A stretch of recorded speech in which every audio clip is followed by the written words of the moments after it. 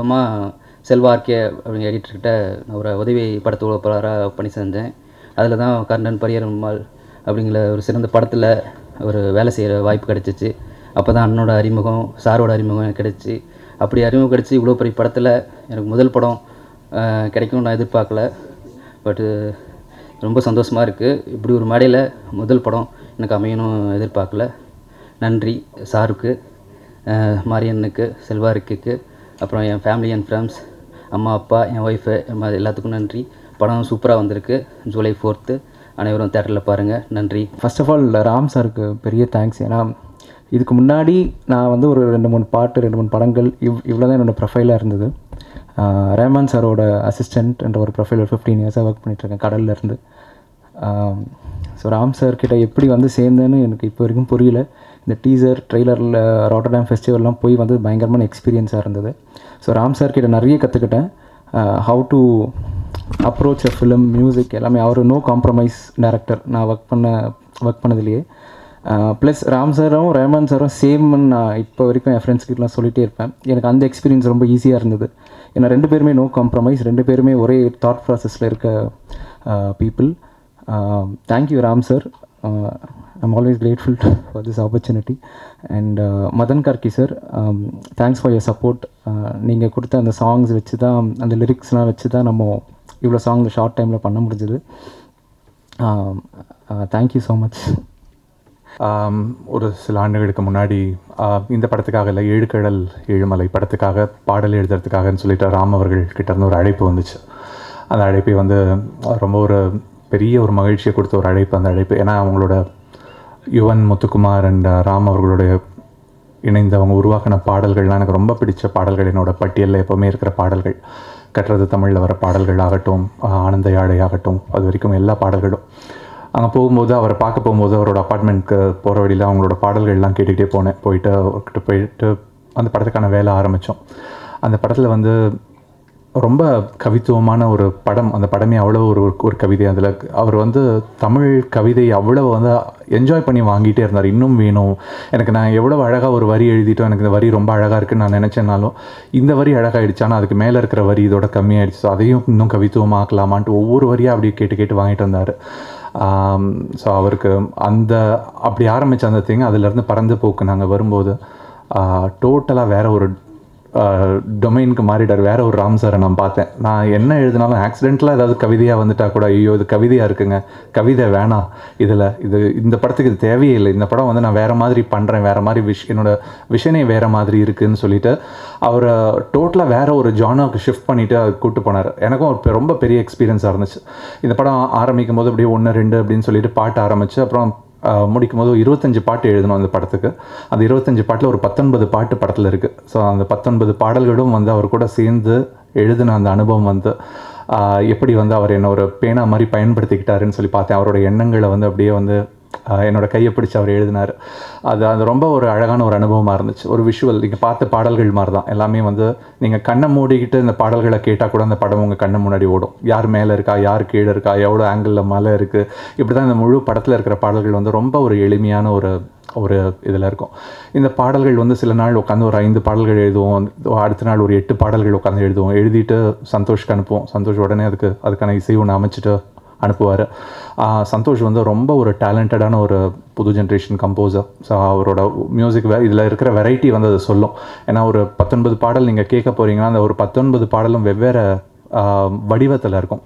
எந்த ஒரு பாடலும் ஒன்று மாதிரி இருக்காது. அது ரொம்ப அழகாக பண்ணியிருக்காரு. பாடகர்களும் வந்து ரொம்ப அழகான பாடகர்கள் வந்து நிறைய பேர் பாடியிருக்காங்க. நிறைய கேமியோஸ் ஒன்று வந்து ராம் சார் சொல்லுவார் யார் வர போகிறாங்கன்ட்டு. சித்தார்த் வந்து நான் கண்டிப்பாக அவரை பாராட்டணும். இன்றைக்கி வந்து பாட்டு மட்டும் இல்லை, மறுபடி நீ பாட்டும் அவர் 7 கடல் 7 மலையில் வந்து பாடியிருந்தார். அவருடைய அந்த குரல் வந்து ரொம்ப எனக்கு வந்து ப்ரொஃபஷ்னல் சிங்கிங்காக இல்லையான்னு சொல்ல தெரியாது. ஆனால் அது உயிரில் இருந்து பாடியிருந்தார். அவர் பாடினப்போ அதில் இருக்கிற எங்கே வந்து திடீர்னு ஒரு பாஸ் விடுவார். அந்த கேள்வி கொக்கியில்னும் போது அந்த இடத்துல ஒரு அமைதி அப்படியே உள்ளே போயிட்டு திருப்பி அடுத்த வரி வரும். அவ்வளோ உணர்ந்து பாடியிருப்பார் அவர். இந்த படத்துலையும் இந்த பாட்டையும் ரொம்ப அழகாக பாடியிருந்தார். நம்ம டாடி ரொம்ப பாவம் பாட்டு. இது ரொம்ப ஒரு பியூட்டிஃபுல்லான ஒரு சப்ஜெக்ட். ஃபஸ்ட்டு இந்த இது எடுக்கும்போதே நம்ம எல்லாருமே இதை அனுபவிச்சிருப்போம். ஒரு வீடு, எல்லாருமே ஒரு வீட்டுக்குள்ளே இருப்போம். ஆனால் அந்த ஒரு வீட்டுக்குள்ளே ஒரு 3 வெவ்வேறு உலகங்கள் இருக்கும்.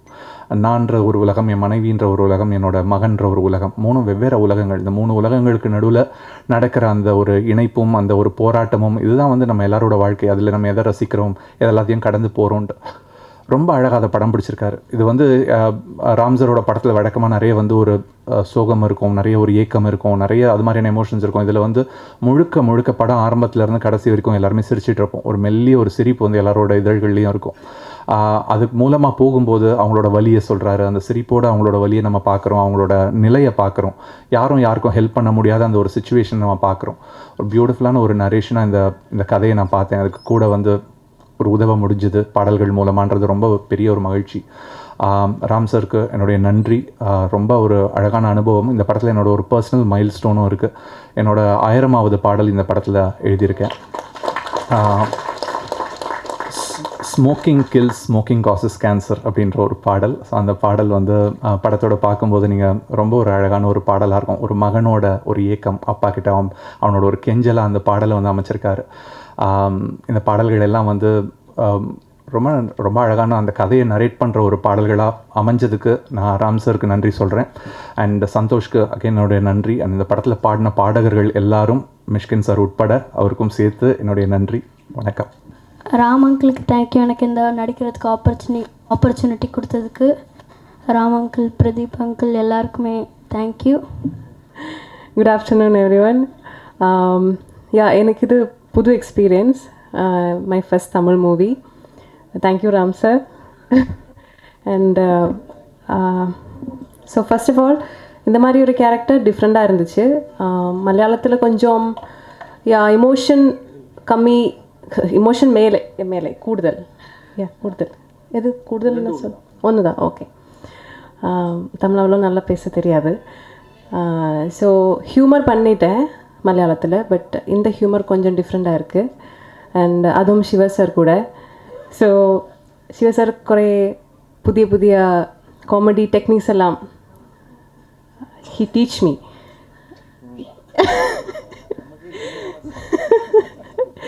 ஸோ ரொம்ப ஸ்வீட்டான லைட் ஹார்ட்டட் மூவி. நிறைய சிரிக்கிறதுக்கு ரொம்ப நிறைய மொமெண்ட்ஸ் எல்லாம் இருக்குது. ஸோ எஸ்டர்டே ராம் சார்கிட்ட கேட்டேன் ஒரு பாட்டு பாடணுன்னு. ஸோ இத்தனை நாள் ஆக்டிங் கான்ஃபிடெண்ட்டாக போனேன் நான். இது என்னோடய first Tamil movie sir. So ஏதோ எப்படி இருக்கு. I hope it will become a real special one. So yeah, thank you so much. First இது மாதிரி ராம் சார்கிட்டேருந்து ஃபோன் வருது. இது மாதிரி படம் பண்ணோம், டூயிங் ப்ரொடகனிஸ்ட் இன் மை மூவி அப்படின்னு ஒரு ஆக்சென்ட்டோட சொன்னார். அது மாதிரி லைஃப்பில் பயந்தது எதுவுமே கிடையாது. ஸ்கூலில் ஃபெயில் ஆனது கூட பயப்படல. ஐயோ ராம் சாரோட படமா அப்படின்னோடனே, எங்கே இருக்கீங்க? ஆஃபீஸில் இருக்கேன், வந்துட்டேன் 20 மினிட்ஸில் வந்துட்டார் ஆஃபீஸ்க்கு. இப்போ என்ன பண்ணுறதுன்னு யோசிச்சுட்டே இருக்கேன். டக்குன்னு லேப்டாப் ஓப்பன் பண்ணி, சார் இப்போ ஒரு படம் பண்ணிகிட்ருக்கேன், இந்த படத்தில் 2 சீன் பாருங்கள் அப்படின்னு. நானே இந்த படத்தை எப்போ இவர்கிட்ட எஸ்கேப் ஆகுதுன்னு யோசிச்சுட்ருக்கேன். அப்போ படத்தை போட்டால் சூரிய வந்து தலைக்கீழே தொங்கிட்டு 30 தடவை இப்படி சுற்றிட்டுருக்காரு, 30 தடவை அப்படி சுற்றிட்டுருக்காரு. தண்ணி மூஞ்சி தெளிக்கிறாங்க. அப்படியே பார்த்துட்டே இருக்கேன். எப்படி சார் இருக்குது? நல்லா இருக்கு. நம்ம படம் எப்படி அப்படின்னு ஆரம்பித்தார். ஐயோ சார், இதெல்லாம் நம்ம டார்ச்சர் அனுபவிக்கவே முடியாது. அதில் என்ன பண்ணேன், சார் நம்ம டிஃபன் சாப்பிட்டு பேசுவோமா சார் அப்படின்னு சொல்லிட்டு, I really love you sir, I have lot of respect. நம்ம படம் மட்டும் அப்படின்னோன்னா அப்போ சொன்னார், இல்லை இது வேறு மாதிரி ஒரு படம், இது வரைக்கும் நானே பண்ணாத ஒரு படம், நிச்சயமாக உங்களுக்கு பிடிக்கும் அப்படின்ட்டு ஒரு ஸ்கிரிப்ட் கொடுத்தாரு. அந்த ஸ்கிரிப்ட் பார்த்தீங்கன்னா கொஞ்சம் பெரிய புக்காக இருந்தது. நீங்கள் படிங்க, நான் கூப்பிட்றேன் அப்படின்னாரு. நான் ஒரு நாள் கூட இல்லை, ஒரு 12 ஹவர்ஸே திருப்பி கூப்பிட்டார். எப்படி இருந்தது ஸ்கிரிப்ட்டு? சார் ஸ்கிரிப்ட் நல்லா இருக்குது சார், ஆனால் அங்கேயே தான் இருக்குது, நான் படித்து சொல்லியிருந்தேன் சார் அப்படின்னேன். உடனே திருப்பி ஸ்கிரிப்ட்டு இன்னொரு 1 வீக்கில் ஃபாலோ பண்ணார். சார் நாளைக்கு நான் அமெரிக்கா போகிறேன், ஃப்ளைட்டில் படிச்சிடுறேன் சார் அப்படின்னேன். சரி, ஃப்ளைட்டில் சுத்தமாக தொடவே இல்லை இந்த புக்கை. நான் அங்கே போய் இறங்கணுன்னே, சார் எப்படி இருந்தது? அப்புறம் சொல்லிட்டேன், சார் உங்களை மாதிரிலாம் படிக்க மாட்டேன், உங்களை மாதிரி படித்து தான் உங்களை மாதிரி நல்ல அறிவாளி ஆகிருப்பேன் சார் லைஃப்பில். நான் கொஞ்சம் டைம் கொடுங்க சார். ஃபுல்லாக படித்து ரொம்ப என்ஜாய் பண்ண ஒரு ஸ்கிரிப்ட்டு. திருப்பி வந்ததுக்கப்புறம் ரொம்ப நல்லாயிருக்கு சார் அப்படின்னேன். அப்படியே பார்த்தாரு, அதோட இன்னொரு வேர்ஷன் எழுதியிருக்குன்னு சொல்லிட்டு அதோட பெரிய புக்கு, ஓகே இது நாளைக்கு படித்து சொல்லுங்கள் அப்படின்னாரு. சார் நான் அப்படியே காலில் விழாதக்கிறேன், சார் புரிஞ்சிருச்சு என்ன படம்னு. தயவுசெய்து இனிமேல் ஸ்கிரிப்ட் படிக்க வேணாம், நான் வந்து ஷூட்டிங் ஸ்பாட் அப்படின்ட்டு. அப்போ கூட எனக்கு என்னென்னா இவர் வந்து என்னை ரொம்ப லவ் பண்ணுறாரு அப்படின்ற மாதிரி தான் நினச்சிருந்தேன். ஷூட்டிங் ஸ்பாட்டு போனதுக்கப்புறம் தான் தெரிஞ்சுது என் மேலே எவ்வளோ கோவம் இருந்தால் இந்த படத்தில் என்ன அவர் போட்டிருப்பார் அப்படின்றது. Sir கோச்சிங்க sir. ஸோ இல்லை என்னென்னா நிறைய விஷயங்கள் இருக்குது. சில படத்தில் வந்து நம்ம பேசுகிறதுக்கு ஒன்றுமே இருக்காது, இந்த படத்தில் பேசுகிறதுக்கு அவ்வளோ இருக்குது. ஆனால் எல்லாத்தையும் இங்கே பேச வேணான்னு தோணுது. நிறைய ஃபங்க்ஷன்ஸ்லாம் வருது இல்லை சார், அதெல்லாம் பேசுகிறதுக்கு. பட் ஒரே ஒரு சீன் மட்டும் சொல்கிறேன். ஷூட்டிங் ஸ்பாட்லேருந்து லொக்கேஷன் வந்து 1 hour, நைட்டு 2 மணிக்கு ஷூட்டிங் முடியுது. முடித்த உடனே அசிஸ்டண்ட் ஓடி வந்து சொல்கிறாரு, காலைல 6 மணிக்கு வந்துடுங்க சார் அப்படின்ட்டு. இங்கேருந்து போகிறதுக்கு 1 hour, வரத்துக்கு 1 hour.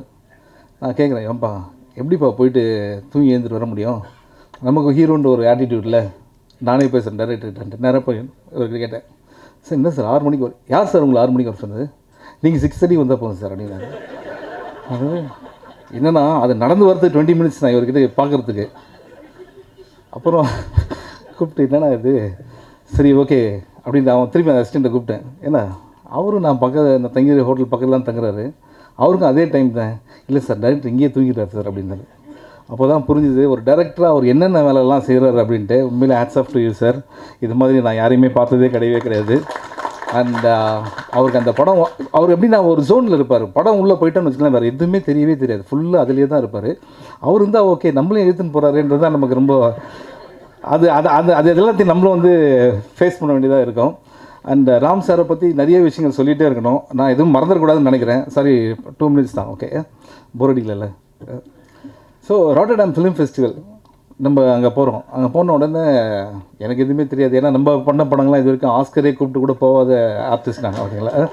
ஸோ நம்ம வந்து அங்கே போனதுக்கப்புறம் பார்த்திங்கன்னா அவர் சொல்கிறாரு, சார் இருக்கிறதுலே பெரிய தேட்டர் நம்ம கொடுத்துருக்காங்க சார், மற்ற தேட்டர்ஸ்லாம் வந்து ஒரு 300-200 தான் கெப்பாசிட்டி, இது 650 சீட்டர்ஸ் சார் இது அப்படின்னாரு.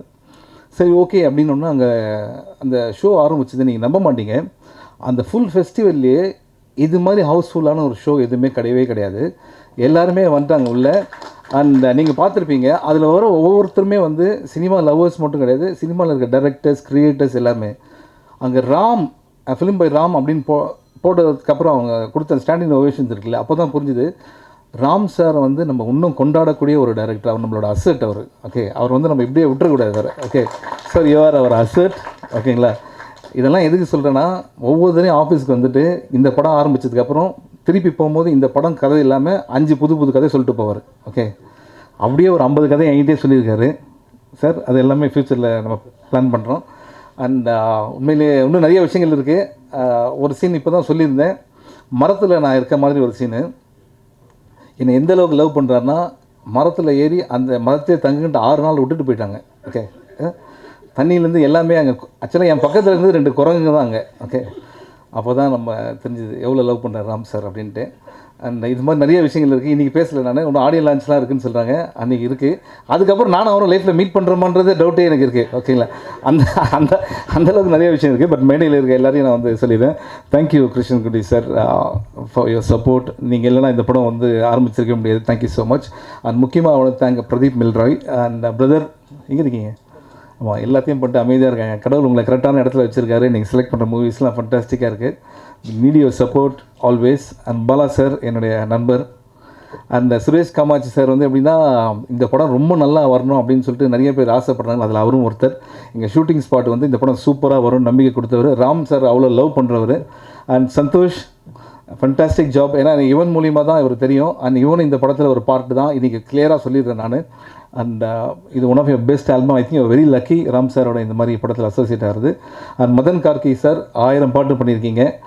நீங்கள் எவ்வளோ பாட்டு எழுதாலும் என் படத்தில் தான் அந்த 1000th சாங் வருது பார்த்தீங்களா. அதுதான் வந்து இல்லை ஆஸ் அ கவிஞராக சொல்கிறேன், நானும் கவிதை எழுதுறேன்ல, அதனால சொல்கிறேன். I can understand your feeling.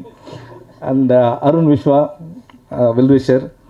And Mari Selvaraj sir எப்படின்னா இது மாதிரி ராம் சாரை லவ் பண்ணுறவங்க அவங்க வீட்டில் கூட லவ் பண்ணுவாங்களான்னு தெரியல, அந்தளவுக்கு இவர் வந்து லவ் அண்ட் ரெஸ்பெக்ட் வச்சுருக்காரு. அவரோட பர்த்டே ஃபங்க்ஷனுக்கு கூட அப்படி ஆர்கனைஸ் பண்ணுவாரோன்னு தெரியல, ஃபாலோ இப்போ வந்துடுங்க அப்படின்ட்டு. இந்த லவ் ஃபார் ராம் சார் இருக்குல்ல, அது வந்து ட்ரூலி அமேசிங். அண்ட் நீங்கள் இன்னும் நிறைய படங்கள் பண்ணோம். இது அப்புறம் தான் பேசலாம், இன்சைட் ஜோக்ஸ் இது. அப்புறம் சித்தார்த் என்னென்னா, நான் ரேடியோ மிர்ச்சியில் வந்து ஆர்ஜேவாக இருக்கும்போது அவரை நான் இன்டர்வியூ பண்ணியிருந்தேன். அப்போ தான் பாய்ஸ் படம் நடிச்சிட்ருக்காரு. அப்போ நான் வந்து அங்கே இருக்க எல்லாருக்கிட்டே சொல்கிறேன், யார் தெரியுமா இவர், இப்போ தெரியாது, இன்னும் கொஞ்ச நாள் இவர் யார், இந்த இண்டஸ்ட்ரி ஒரு கலக்க போகிறாரு அப்படின்னு சொல்லியிருந்தேன். உண்மையிலேயே அதே மாதிரி வந்து நம்ம இண்டஸ்ட்ரி மட்டும் இல்லை, ஹிந்தி தெலுங்கு எல்லா இடத்துலையும் கலக்கிற ஒரு artist, tremendously talented. And I am so happy. அன்றைக்கி நான் இன்டர்வியூ பண்ண சித்தார்த் இன்றைக்கி என் படத்தில் ஒரு பாட்டு பாடியிருக்காரு அப்படின்ற மாதிரி ரொம்ப happy. Siddharth still long way to go. இதெல்லாம் மேடையில் பேசுகிறோம், தனியாக பேசுகிறோம், ரொம்ப அசிங்கமாக பேசிப்போம். ஓகே. அண்ட் ஒருவேளை நான் யாருன்னா மறந்துன்னா, மெயினாக நான் இன்றைக்கி வந்ததே என்னென்னா மிஸ்கின் சார் ஸ்பீச்சை கேட்குறது தான் நான் வந்திருக்கேன். என்னோடய படம் கூட நான் மறந்துட்டேன். But big fan of your sir. And sir அதாவது தொண்டையில் அடிபட்டு இன்றைக்கி எப்படி இருக்க போகுதுன்னு மட்டும் பாருங்கள். And Grace Antony, very very talented artist, very natural performer. And Ram sir வந்து ஒரு ஆர்டிஸ்ட்டை செலக்ட் பண்ணுறாருன்னா உண்மையிலேயே அவங்கள வந்து ரொம்ப பிடிச்சி தான், அவங்களோட பெர்ஃபார்மன்ஸ் தெரிஞ்சு தான் பண்ணியிருப்பார். ரொம்ப நல்லா பண்ணியிருந்தீங்க மேடம். அண்ட் அந்த ஃபெஸ்டிவலில் அவங்க சொன்ன ஒவ்வொரு கமெண்ட்ஸுமே வந்து மனசார தான் சொன்னாங்க. அந்த ராம் சார் ஏன் எல்லாருக்கும் பிடிச்ச ஒரு டைரக்டர் அப்படின்னா, அவர் வந்து ஹியூமன் எமோஷன்ஸ் வந்து ஈஸியாக வந்து ஸ்க்ரீனில் ட்ரான்ஸ்லேட் பண்ணுவார். இந்த படத்தில் வந்து இட்ஸ் ஆல் அபவுட் அப்பா அண்ட் மகன். ஓகே. இந்த படம் கோயம்புத்தூரில் ஷூட்டிங் நடந்தது. ராம் சாரோட அப்பா இது அவர் ஒரு 4 ஃப்ரெண்ட்ஸை கூப்பிட்டு வர்றாரு ஷூட்டிங்கு. என்னென்னா, என் பையன் படம் பாருங்கள் அப்படின்ட்டு. அன்றைக்கி தான் தெரிஞ்சது எவ்வளோ லவ். அப்பாவோட லவ் மட்டும் சொல்லவே முடியாது, ஏன்னா அம்மா வந்து ஈஸியாக எக்ஸ்ப்ரெஸ் பண்ணிவிடுவாங்க. அது வந்து ஒரு பையன் வளர வளர தான் அப்பாவோட லவ் தெரியும். ஸோ அன்றைக்கி நான் உங்கள் வீட்லேயும் அந்த லவ் பார்த்தோம் சார் நான். And it's based on 1000 true stories இந்த படம். இன்னும் நிறைய விஷயங்கள் இருக்குது, பேசுறது அப்புறம் பேசிப்போம். Okay, thank you so much. Thank you. Video songs தான் வந்து அவர் போட்டு காமிச்சார். போடும்போது அதுக்கு முந்தைய சீன் அந்த லீட்லேருந்து போட்டு காமிச்சார். ரொம்ப ரொம்ப ஃபன்னாக இருந்தது. கிட்டத்தட்ட ஆல்மோஸ்ட் படம் ஒரு முழு படத்தையே பார்த்த ஒரு ஃபீலிங் இருந்தது. ஸோ அவர்கிட்ட சொன்னேன், sir so eagerly waiting to watch the film அப்படின்னு சொன்னேன். அதுக்கப்புறம் படம் ஒரு நாள் வந்து எல்லாம் முடிச்சுட்டு போட்டு காமிச்சார். அவ்வளோ ஃபன்னாக இருந்தது. So eagerly waiting sir. ஃபேமிலியோடு இந்த படம் பார்க்கணும். கண்டிப்பாக எல்லோரும் வந்து கிட்ஸோடு இந்த படம் பார்த்துட்டு என்ஜாய் பண்ணுவாங்க. சந்தோஷ் தயாநிதியோட first collaboration with Think Music. ரொம்ப நாள் ஆசை அவரோட கொலாபரேட் ஆகணும் அப்படின்றது.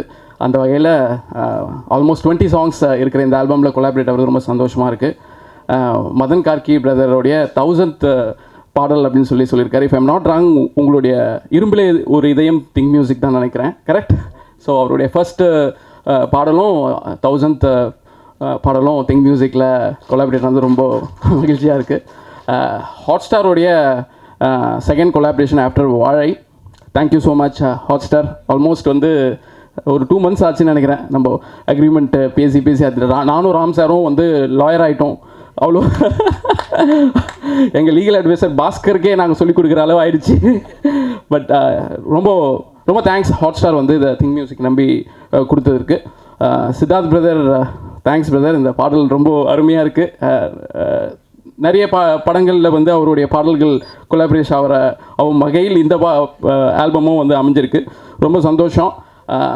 சிவா பிரதரும் கிரேஸ் ஆண்டனி பையன் 3 பேரும் ரொம்ப நல்லா நடிச்சிருக்கீங்க. ஸோ ஈகலி வெயிட்டிங் ஃபேமிலியோடு பார்க்கணும் அப்படின்ட்டு. ராம் சாரை விட அதிகமாக இந்த படத்துக்கு வந்து ரொம்ப பேசுனது வந்து மாரி செல்வராஜ் பிரதர். அவர் வந்து தலைவா பறந்து போ, ராம் சார்து மிஸ் பண்ணிடக்கூடாது அப்படின்னு சொல்லிக்கிட்டே இருப்பார். அதுக்கப்புறம் அருண் விஸ்வா அவரும் அதிகமாக பேசுவார். ஸோ அந்த வகையில் ரொம்ப சந்தோஷம். Thank you so much. ரொம்ப பாசிட்டிவாக இருக்குது. Thank you so much once again Jio Hotstar, Ram sir, Santhosh Dhayanidhi. Thank you every one. மிகச்சிறந்த படைப்பாளி, அது எல்லாருக்கும் தெரியும். அவருடைய எல்லா படைப்புலேயும் ஒரு உண்மை இருக்கும், ஒரு தேடல் இருக்கும். எனக்கு அவர் ரொம்ப வருஷமாக ரொம்ப நெருங்கிய நண்பர். அவரை மீட் பண்ண நாள்லேருந்து இன்னி வரைக்கும் என்னோட எல்லா படைப்புகள்லேயும் ராமோட ஒரு கான்ட்ரிபியூஷன் இருக்கும். அவரோட ஒவ்வொரு படைப்புலையும் என் கான்ட்ரிபியூஷன் இருக்கணும்னு அவரே வந்து ஆசைப்படுவார். அதுதான் நான் ரொம்ப கொடுத்து வச்சேன் சொல்கிறதுக்கான காரணம். ராம் எல்லா படத்துலேயும் ஸ்கிரிப்ட் ஸ்டேஜிலேருந்து டிஸ்கஸ் பண்ணுவார். நான் அவரோட எல்லா படங்களும் டபுள் பாசிட்டிவ் ஸ்டேஜில் பார்த்துருக்கேன். அண்ட் நாங்கள் 2 பேரும் கட்டுரை தமிழுக்கு அப்புறம் ஃப்ரெண்ட்ஸ் ஆனோம். அண்ட் ஆரம்ப காலத்தில் நிறைய சினிமா பேசியிருக்கோம். And Ram, I have always looked up to you. நான் முதல் முறை உங்களோட hi I'm Siddharth, hi I'm Ram நம்ம மீட் பண்ண அன்னிலேருந்து ஒன்று நீங்கள் என்னோட உயரத்தில் இருப்பீங்க, ஃபிசிக்கலி ஆல்சோ. ஸோ கொஞ்சம் தலை தூக்கி தான் உங்களோட பேசணுன்னா, அன்னிலேருந்து இன்னி வரைக்கும் நீங்கள் உட்காந்துருந்தாலும் நின்றுட்டு இருந்தாலும் எப்போவுமே நான் உங்களை தலையை நிமிர்ந்து தான் பார்ப்பேன். Because you're a really inspiring creator. and you do things that your heart tells you. இந்த படத்தில் இந்த பாட்டு was a very sweet surprise. இது எனக்கு ராமோட எல்லா படங்கள்லையும் நான் ரொம்ப என்னோட ஒரு பிடிச்ச குழந்தையாக பார்க்குற படம் வந்து இந்த பறந்துப்போ. பிகாஸ் அவ்வளோ சந்தோஷமான, பாசிட்டிவான, லைட் ஹார்ட்டடான, ரொம்ப ரொம்ப ஜாலியான ஒரு படம். அண்ட் அதில் வந்து ராம் ஒரு தகப்பனாக வாழ்ந்த வாழ்க்கை, அது அவர் ஒரு மிகச்சிறந்த கதாசிரியனாக இருக்கிறத ரெண்டுமே கலந்து வரப்போ, சிவா சொன்ன மாதிரி it's 1000 stories from real life that have made this film. The film is very very beautiful and the performances are outstanding, starting with Mithul. He's a lovely performance on debut, பயங்கர கான்ஃபிடென்ஸ். அண்ட் ராம் எப்போவுமே சின்ன பசங்க கிட்ட ரொம்ப நல்ல வேலை வாங்குவார். ஒரு வயசு தாண்டினதுக்கப்புறம் அவங்களையும் சின்ன பசங்க மாதிரி வேலை வாங்குவார். பட் இந்த குழந்தை வந்து ரொம்ப அழகாக கையாண்டு இந்த பர்ஃபார்மன்ஸில் வந்து ஒரு குழந்தையோட எல்லா லவபிள் ஃபீச்சர்ஸும் இந்த பர்ஃபார்மன்ஸில் இருக்குது. அட் த சேம் டைம் உங்களை சிந்திக்க வைக்கிற அளவுக்கு நிறைய கேள்விகள் இந்த குழந்தை உங்களுக்கு கேட்கும். ஸோ கங்க்ராச்சுலேஷன்ஸ், சூப்பராக பண்ணியிருக்கேன் இந்த படத்தில். அண்ட் ஸ்டேஜ்லேயும் ரொம்ப அழகாக பேசினேன். கங்க்ராட்ஸ். சிவா எனக்கு ஃபஸ்ட்டு படத்துக்கு முன்னாடிலேருந்து பழக்கம். அதே பர்சனாலிட்டி, அதே அன்பு. அண்ட் எல்லாருக்கும் சிவாவை பிடிக்கிறதுக்கான காரணம் அதுதான். there's no எதுவுமே ஒரு ஃபேக்னஸே இருக்காது, எல்லாமே ரொம்ப வெளிப்படையாக ஜாலியாக இருப்பாப்புல. இந்த படத்தில் ஐ ரியலி என்ஜாய்ட் வாட்சிங் ஷிவாஸ் பர்ஃபார்மன்ஸ். பிகாஸ் அவர் நிறைய காமெடி படங்கள் பண்ணியிருந்தாலும் அதுக்கான ஒரு ரிக்குவயர்மெண்ட் இருக்கும், அது அவர் எப்பவுமே சூப்பராக பண்ணுவார். இது வந்து ஒரு ஸ்லைஸ் ஆஃப் லைஃப் ஃபிலிம், இந்த கேரக்டராகவே மாறிட்டார். And when I saw the whole film and I saw a very different version of Shiva in this film. So congrats Shiva. I think as a star நீ நிறைய வருஷங்கள் தாண்டிட்ட, but as an actor நீ வந்து ஒரு பெரிய stamp வைக்கிற படமாக இது இருக்கும்னு நான் ஹோப் பண்ணுறேன். Always want what's best for you. Congrats. இந்த படத்தோட பர்ஃபார்மன்ஸ் பவர் ஹவுஸ்னால் அந்த லேடி தான், அவங்க கிரேஸ் ஃப்ரம் கேரளா. நான் படம் பார்த்துட்டு ராம்கிட்ட ரொம்ப நேரம் அந்த கேரக்டர் பற்றியும், அதை எழுதப்பட்ட விதத்தை பற்றியும், அவங்க பெர்ஃபார்ம் பண்ண விதத்தை பற்றியும் நிறைய பேசியிருக்கேன். இட்ஸ் அ ரியலி சென்சேஷனல் பர்ஃபார்மன்ஸுங்க. ஐ கான்ட் வெயிட், நீங்கள் எல்லோரும் அந்த பர்ஃபார்மன்ஸை பார்க்க போகிறீங்க. இந்த 3 பேரோட இந்த கூட்டணி, இந்த family is very very beautiful. And இந்த மாதிரி ஒரு பியூட்டிஃபுல் ஃபில்மை அமைச்சதுக்கு I really want to congratulate Kutty sir and Pradeep sir. Where is he? So both of them really amazing to back a film like this. Adu Vazhaikku appuram it's nice to see a film that will be seen in theaters and it will be seen over the top, it will be seen everywhere, and that's a very beautiful hybrid kind of an imagination. So congrats guys, thanks for backing this film. இந்த படத்தில் work பண்ண எல்லா டெக்னீஷியன்ஸும் ராம் பிழிஞ்சு எடுத்துருவார் அவரோட technicians, அது உங்களுக்கே தெரியும். Santhosh Dhayanidhi is a tremendous musician. He's worked and learned from the greatest. And சந்தோஷோட ராட்டி சாங் தான் சந்தோஷ் ஃபஸ்ட்டு நான் பேசிட்டு when we first spoke. ஒரு பியூட்டிஃபுல் இண்டிபெண்டன்ட் சாங், அது பல கோடி வியூஸ் யூடியூப்பில் ஏர்ன் பண்ணிச்சு. And it was a very beautiful song. அன்னிலேருந்து சந்தோஷ் மேலே ஒரு கண்ணும் ஒரு காதும் இருந்திருக்கு. And I am so glad that he is making is big film full album. அதுவும் 20 பாட்டுலாம் it's not a joke. And I think you grabbed the opportunity with both hands, Santosh. I'm so happy for you, and just keep growing, brother. It's going to be amazing. And Karki is, well, he's an institution. Ironbat editor. So I'm so happy to have him on this project. And our ஏழு கடல் ஏழு மலைக்கு ஒரு மறுபடி நீங்கிற பாட்டு எங்களுக்கு ரொம்ப அழகாக எழுதி கொடுத்துருந்தாரு, which Ram and I really enjoyed when he recorded it. இந்த பாட்டு was நான் சொன்னேன் இல்லையா, என்னோட எல்லா படைப்பிலும் ராம் இருப்பார், அவரோட எல்லா படைப்பிலும் நான் இருக்கணும்னு அவர் ஆசைப்படுவார். அதில் தான் அந்த அன்புனால் வந்த ஒரு யார் செஞ்ச வேலை, இது அன்பு செஞ்ச வேலை, அது இந்த படத்தில் தான். அந்த வேலை தான் எனக்கு இந்த படத்தில் ஒரு பாட்டு பாடுற வேலையை வாய்ப்பை வாங்கி கொடுத்துருக்கு. I'll always be part of everything you do, Ram, you know that. And எனக்கு ஒரே ஒரு வேண்டுகோள், I want you to make more films, because நம்ம சினிமாவில் ஸ்டார்ட் ஆகிற டைம்லேருந்து இப்போ கம்பேர் பண்ணிங்கன்னா எவ்ரி 3 months எவ்ரி 6 months உலகம் மாறிக்கிட்டே இருக்குது, ரொம்ப ஃபாஸ்ட்டாக மாறுது. ஸோ ஒரு இருட்டு காட்டுக்குள்ளே நீங்கள் தான் அப்பப்போ ஒரு தீப்பந்தத்தை போய் வச்சிங்கன்னா தான் உங்களுக்கு பின்னாடி நாங்கள்லாம் வர முடியும், இல்லைனா ரொம்ப இருட்டு அதிகமாகிட்டே போகுது. So I want you to be the வழிகாட்டி that you have always been. But please கொஞ்சம் இன்னும் ஃப்ரீக்வன்சி கொஞ்சம் இன்க்ரீஸ் பண்ணுங்கள். அதுக்கு உங்களுக்கு நாங்கள் எல்லாருமே ஒத்தாசையாக இருக்கணும்னு ஆசைப்படுறோம், whether it's Selvam or Viswa. And I'm so happy that these guys stand with you and love you and support you the way they do. And we'll always be there. So உங்களுக்கு என்ன வேணும்னு சொல்லுங்கள், அது ஃபாஸ்ட் பண்ணணும், 2x 3x பண்ணணும்னா நாங்கள் அதுக்கான வேலையெல்லாம் நாங்கள் பார்க்க ஆரம்பிக்கிறோம். மேடல் இருக்கிற எல்லா பெரியவங்களுக்கும் thanks for coming to support of film. July 4th எங்களுக்கு ரொம்ப முக்கியமான நாள். ராமோட ஆசான்னா அவரோட சீடன் அருண் விஸ்வாவோட அடுத்த ப்ரொடக்ஷன் 3 BHK அதில் நான் நடிச்சிருக்கேன். அதுவும் ஜூலை 4th தான் ரிலீஸ் ஆகுது. அதுவும் ஒரு மிக அழகான குடும்பத்தை பற்றின கதை. ஸோ எஸ், பறந்துப்போன்னு 2 பேர் சேர்ந்து கை கோத்து இறகு கோத்து நம்ம பறந்தால் பெட்ரு. So I'm really happy that we are coming on the same day. And I want all of you to love both of these films because they are both very sweet and fun and positive and emotional films. And இதை பார்த்துட்டு I hope that 2 படத்துக்கும் நீங்கள் நிறையா அன்பு கொடுப்பீங்கன்னு நான் வேண்டிக்கிறேன். And in fact Arun Vishwa என்னை ஏன் டைரெக்டாக பார்க்க மாட்டேங்கிறாருன்னா எங்களோட அதர் லாங்குவேஜ் டப்பிங் போயிட்டுருக்கு. அதை விட்டுட்டு 1/2 hour நான் வரணும்னு சொல்லிட்டு எனக்கு கூப்பிட்டு வந்தாங்க. ஸோ நான் இதை முடிச்சுட்டு கொஞ்சம் அங்கே ஓடணும். ஸோ மீடியா நண்பர்கள் எல்லாருக்கும் Paranthu Po is a very beautiful and positive, almost a cute fairy tale of a film. நான் ஃபஸ்ட் டைம் பார்த்தப்போ நான் எவ்வளோ என்ஜாய் பண்ணனோ கண்டிப்பாக நீங்களும் அவ்வளோ என்ஜாய் பண்ணுவீங்கன்னு நான் நம்புகிறேன். So give this film a lot of your love. It's releasing on July 4th worldwide. And I hope Ram இந்த படத்துக்கு அப்புறம் அடுத்த ஃபங்க்ஷன்ஸ்லாம் இன்னும் சீக்கிரமாக வரும்னு நான் வேண்டிக்கிறேன். And thank you very much, all the best. ஸ்பெஷலான ஒரு எமோஷ்னலான ஸ்டேஜ் இது. இதுக்கு முன்னாடி சில மேடைகளில் நான் ஏறியிருக்கேன். இதுக்கப்புறமும் சில மேடைகளில் நான் வரத்துக்கான வாய்ப்புகள் இருக்குது. பட் இது வந்து நான் ஒரு நாளும் நான் கற்பனை கூட பண்ணி பார்த்ததில்ல. ஒரு அசிஸ்டன்ட் டைரக்டராக வேலை பார்த்துட்டு இருந்தப்போ நான் வந்து என்றைக்காவது ஒரு நாள் படம் டைரக்ட் பண்ணுவோம். அன்றைக்கி வந்து நம்ம டைரக்ட் பண்ணுற படத்தில் சாரை கூப்பிட்டு பேச வைக்கணும் அப்படின்லாம் எனக்கு ஆசை இருந்திருக்கு. பட் நான் என்றைக்குமே ஒரு தயாரிப்பாளர் ஆகணும்னு நினச்சி பார்த்ததில்ல. அப்படி நான் ஒரு தயாரிப்பாளராகி படங்கள் பண்ண ஆரம்பிச்சிட்டப்புறம் இப்போது சாரோட ஸ்டேஜில் நான் வந்து பேசுகிறேன்றது எனக்கு ரொம்ப நிகழ்ச்சியான ஒரு மேடை. இது எனக்கு ஒரு கனவுல கூட நினச்சி பார்த்ததில்ல.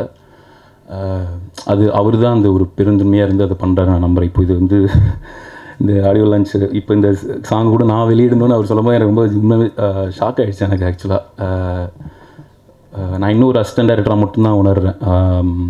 எனக்கு மற்றது எல்லாத்தையும் தாண்டி நான் ஒரு என்னை ப்ரொடியூசர்னு சொல்கிறத விட மற்றதுலாம் எனக்கு வேறு ஏதாவது ஒரு பேர் இருக்கிறத விட எனக்கு ராம் சாரோட அசிஸ்டண்ட் அருண் அப்படின்றதுல எனக்கு ரொம்ப ஒரு கர்வமும் ஒரு பெருமையும் இருக்குது. இது ரொம்ப ஸ்பெஷலான மேடை அந்த விதத்தில். நான் அசிஸ்டன்ட் டைரக்டராக ஒர்க் பண்ணிகிட்டு இருக்கும்போதே நான் மட்டும்தான் வந்து சார்கிட்ட உருப்படியாக ஒர்க் பண்ண ஒரு ஆள். சாரோட அசிஸ்டன்ஸ் லிஸ்ட்லேயே எல்லாருமே ரொம்ப டெடிக்கேட்டடாக அப்படியே சார் கூடயே 24/7 இருக்கிறவங்க. நான் மட்டும்தான் மற்ற வேலைகளும் பார்த்துட்டு சார்கிட்ட அப்போ போய் பார்த்துட்டு வருவேன். அதனால தான் அவங்க எல்லாமே அடுத்தடுத்து ஒரு நல்ல டைரக்டர் ஆகிட்டு வராங்க. நான் இந்த மாதிரி இப்படி ஆயிருக்குன்னு நினைக்கிறேன்.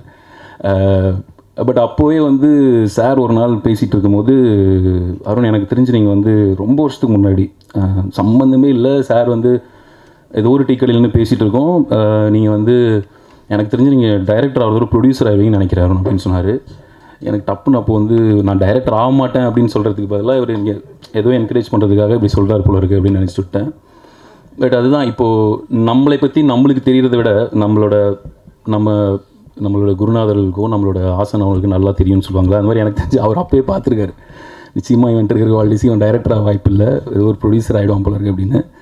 ஆனால் எதை வச்சு சொன்னார் கூட எனக்கு தெரியல. அப்படி ஒரு அறிகுறியே இல்லாதப்போ கூட அவர் வந்து நீங்கள் ப்ரொடியூசர் ஆகிடுவீங்கன்னு சொல்லி ஒரு 10 வருஷத்துக்கு முன்னாடி சொல்லிட்டாரு. அது நிஜமாகவும் நடந்துருச்சு. அந்த விதத்துலேயும் நான் என்றைக்குமே என் மூலிமா நான் ஒரு க்ரியேட்டிவ் ப்ரொடியூசராகவோ அடுத்தடுத்து நான் படம் ப்ரொடியூசராகவோ என் மூலிமா என்றைக்கு ஒரு நல்ல படம் வந்தாலும் அது வந்து சார்னால தான் அப்படின்னு நான் நம்புகிறேன். நல்ல படம் வரும்போது மட்டும் அதோட காரணம் கண்டிப்பாக சாராக தான் இருப்பார். ஸோ இந்த மேடையில் என்னையும் கூப்பிட்டு பேச வச்சதுக்கு ரொம்ப ரொம்ப நன்றி. இது ரொம்ப ஸ்பெஷலான மேடை தான். அவர் எப்பவுமே அதை தான் பண்ணிகிட்டு இருப்பார். மற்றவங்களுக்கு மேடை ஏற்றி அழகுபடுத்தி பார்க்குறது தான் அவருக்கு ரொம்ப பிடிச்ச விஷயம். இந்த படம் ரொம்ப ஸ்பெஷல். மிர்ச்சி சிவா அவர்களுக்கு நான் ஒரு ரொம்ப பெரிய ரசிகன். நான் அவரோட படங்கள் எல்லாத்துக்குமே இந்த மாதிரி படத்தில் சார் இப்படி சொல்லும்போது எனக்கு ரொம்ப ஆச்சரியமாக இருந்தது. நான் ஸ்கிரிப்ட் ஸ்டேஜ்லேருந்து எல்லா ஸ்கிரிப்டும் சார் அனுப்புவார். இதை அனுப்பிச்சு படித்து போய் நான் வந்து இது சாரோட இது வரைக்கும் வந்த படங்கள் வந்து கம்ப்ளீட்டாக வேறு மாதிரி ஒரு படமாக இருக்கும். ரொம்ப ஒரு மெயின் ஸ்ட்ரீமான நல்ல ஒரு ஃபன், அதே மாதிரி சாரோட அதோட ஒரு ஸ்டாம்பும் அதில் இருக்கும். அந்த மாதிரி ஒரு படமாக இருக்கும். இதில் மிர்ச்சி சிவா கூட பண்ணுறாருன்னு சொல்லும்போது எனக்கு ரொம்ப ஆச்சரியமாக. சாருக்கு சிவா ரொம்ப பிடிக்கும். பட் ஆனால் அது அந்த காம்பினேஷனுக்காக நானும் வெயிட் பண்ணிகிட்டு இருந்தேன். பட் இதில் சார் எல்லா படத்துலையும் ஒரு வேறு மாதிரி ஒரு லேண்ட்ஸ்கேப்பு, வேறு மாதிரி ஒரு ஃபிலிம் லாங்குவேஜ் அது படத்துக்காக இருக்கும். இந்த படத்தில் இப்படி பண்ண போகிறான்னு வெயிட் பண்ணிட்டு இருந்தேன். பட் அவர் விஷுவல் சார் காட்டும் போது இவ்வளோ லேண்ட்ஸ்கேப் காமிச்சு இந்த படத்தில் என்ன மாதிரி பண்ண போகிறாருன்னும் போது கம்ப்ளீட்லி ஒரு பயங்கரமாக வாய்ப்பில் வந்து பார்க்குற மாதிரி அவ்வளோ விஷுவல்ஸ் இருந்தது. அதில் எல்லாத்து மாதிரியும் நான் ஒரு ராம் சாரோட ரசிகனாக அவரோட அசிஸ்டண்ட்டாக இந்த படம் மிகப்பெரிய வெற்றி அடைகிறதுக்காக நானும் வெயிட் பண்ணிகிட்ருக்கேன். பட் எப்போவுமே அவரோட படங்கள் அப்போது ஒரு ரிலீஸ் அப்போ கூடயே இருந்து வேலை பார்த்து தான் பழக்கம். இந்த தடவை நானும் தயாரிக்கிற ஒரு படமும் வருது, அந்த டைமில் வராருன்னொன்னே எனக்கு அங்கேயே மைண்ட் ஆஃப் ஆயிடுச்சு. நான் சொன்னேன் அவர்கிட்ட, சார் இந்த டைம் தான் சார் வரோம் அப்படின்னு சொல்லியிருந்தேன்.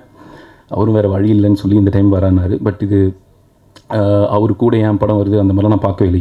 இதுவும் என் படம், இதுதான் மெயினாக என்னோடய படம். இந்த படம் ரிலீஸ் ஆகிற அன்னைக்கு எல்லாமே ஒரு பெரிய ஆதரவு கொடுத்து இது வரவேற்பீங்க நான் நம்புகிறேன். Thank you so much. பறந்து போ இந்த படத்தை நான் 2 மாதங்களுக்கு முன்பே பார்த்து அகமகிழ்ந்து உளம் நெகிழ்ந்து உச்சி முகர்ந்தேன். ராமுக்கு பலமுறை சொல்லியிருக்கிறேன், எங்கள் நிறுவனத்துக்கு ஒரு படம் பண்ணி தரணுன்னு. உண்மையிலேயே ஹாட்ஸ்டார் கொடுத்து வைத்தவர்கள். அவர்கள் சின்ன சின்ன படங்களுக்கெல்லாம் கொடுத்து அனைவரையும் சிகரத்தில் ஏற்றுகிறார்கள், அவர்களும் சிகரத்தில் ஏறுகிறார்கள். அங்கிங்கனாதபடி எங்கும் இப்படம் மாபெரும் வெற்றியடைய வாழ்த்தி விடைபெறுகிறேன். நன்றி, வணக்கம். ஜெயமோகனோட ஒரு வரி ஒன்று உண்டு, வீட்டுக்கு வெளியே தான் உலகம் உண்டு அப்படின்னு. அதை தெரிந்து கொள்ள நீங்கள் பயணம் செல்ல வேண்டும்னு. சார் இது ஒரு ரோட் மூவியாலாம் எடுக்கலை, ஆனால் ஸ்டில் அந்த மாதிரி ஒரு ஃபீலை கொடுக்கக்கூடிய ஒரு படம் தான். எல்லோரும் சொன்னாங்க ராம் சாரோட படம் ரொம்ப வித்தியாசமாக இருந்தது, அந்த டார்க் சைடு இல்லை, ரொம்ப ஹாப்பியஸ்ட் மூவியாக இருந்ததுன்னு. எங்களுக்கு அது சர்ப்ரைஸாக இல்லை, ஏன்னா சாரை பற்றி எங்களுக்கு தெரியும், அவர் எவ்வளோ ஹாப்பியான பர்சன், எவ்வளோ ஹியூமர் அவர்கிட்ட இருக்குது அப்படின்னு சொல்லிட்டு. படத்தோட ஃபஸ்ட்டு ஃப்ரேம்லேருந்து லாஸ்ட் ஃப்ரேம் வரைக்கும் ஒரு ஸ்மைல் உங்கள் முகத்தில் இருந்துக்கிட்டே இருக்கும், உங்கள் மனசு ரொம்ப சந்தோஷமாக இருக்கும். ரொம்ப சூப்பரான ஒரு படம், மகிழ்ச்சிகரமாக குடும்பத்தோடு பார்க்குற மாதிரியான ஒரு படம் இது. அப்புறம் இந்த படத்தை பற்றி சொல்லும்போது ரொம்ப எமோஷ்னலாக இருக்குது. ஏன் அப்படின்னா, ராம் சாரோட மேடையில் நான் வந்து பேசுகிறது, அருண் சார் மாதிரி நானும் வந்து பேசுகிறது வந்து எனக்கு ஒரு பெரிய ஒரு ஆப்பர்ச்சுனிட்டியாக என்ன சொல்கிறது, பாக்கியம் சொல்கிறதா, அந்த மாதிரி தான் எனக்கு ஃபீல் ஆகுது. ஸோ படத்தை எல்லோரும் பாருங்கள், ரொம்ப சிறப்பாக வந்திருக்கு. அந்த படத்தில் வர கேரக்டர்ஸ் எல்லாமே பார்த்தீங்க அப்படின்னா சொன்னால் ஸ்பாய்லர் ஆகும். எனக்கு ரொம்ப பிடிச்சது எம்பரர்னு ஒரு கேரக்டர் வரும், வாத்துக்காரர் ஒருத்தர் வருவார், மைனா குருவின்னு 2 பேர் மனிதர்களாக வருவாங்க. அவங்க எல்லாமே வந்து சூப்பராக இருந்தது. மிக்க நன்றி. இந்த மேடையே ஒரு பாசிட்டிவாக ஃபீல் ஆகுது. ஏன்னா மேடையில் இருக்கக்கூடிய அனைவருமே வந்து என்னுடைய மனதிற்கு நெருக்கமானவர்கள். ராமனை பற்றி சொல்லணும்னா நிறைய சொல்லிக்கிட்டே இருக்கலாம். ஒரு மிகச்சிறந்த படைப்பாளின்றது நம்ம எல்லாருக்குமே தெரிஞ்ச ஒரு விஷயம்.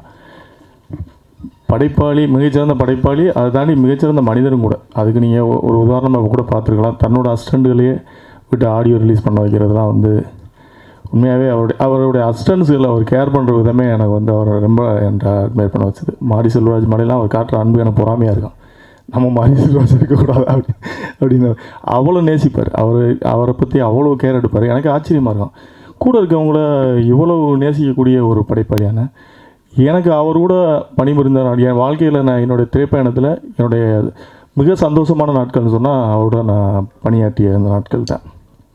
ஒரு படைப்பாளி வந்து 24 மணி நேரம் சினிமாவை பற்றி யோசிக்க முடியும்னா அது அண்ணன் ராமு அவர்களை தான் சொல்லலாம். ஏன்னா அந்தளவுக்கு வந்து வேறு யாரை பற்றியும் ஒரு நெகட்டிவாக பேசாமல், நம்மளே யாராவது பற்றி நெகட்டிவாக சொன்னோம்னா கூட அது காதில் வாங்க மாட்டார்.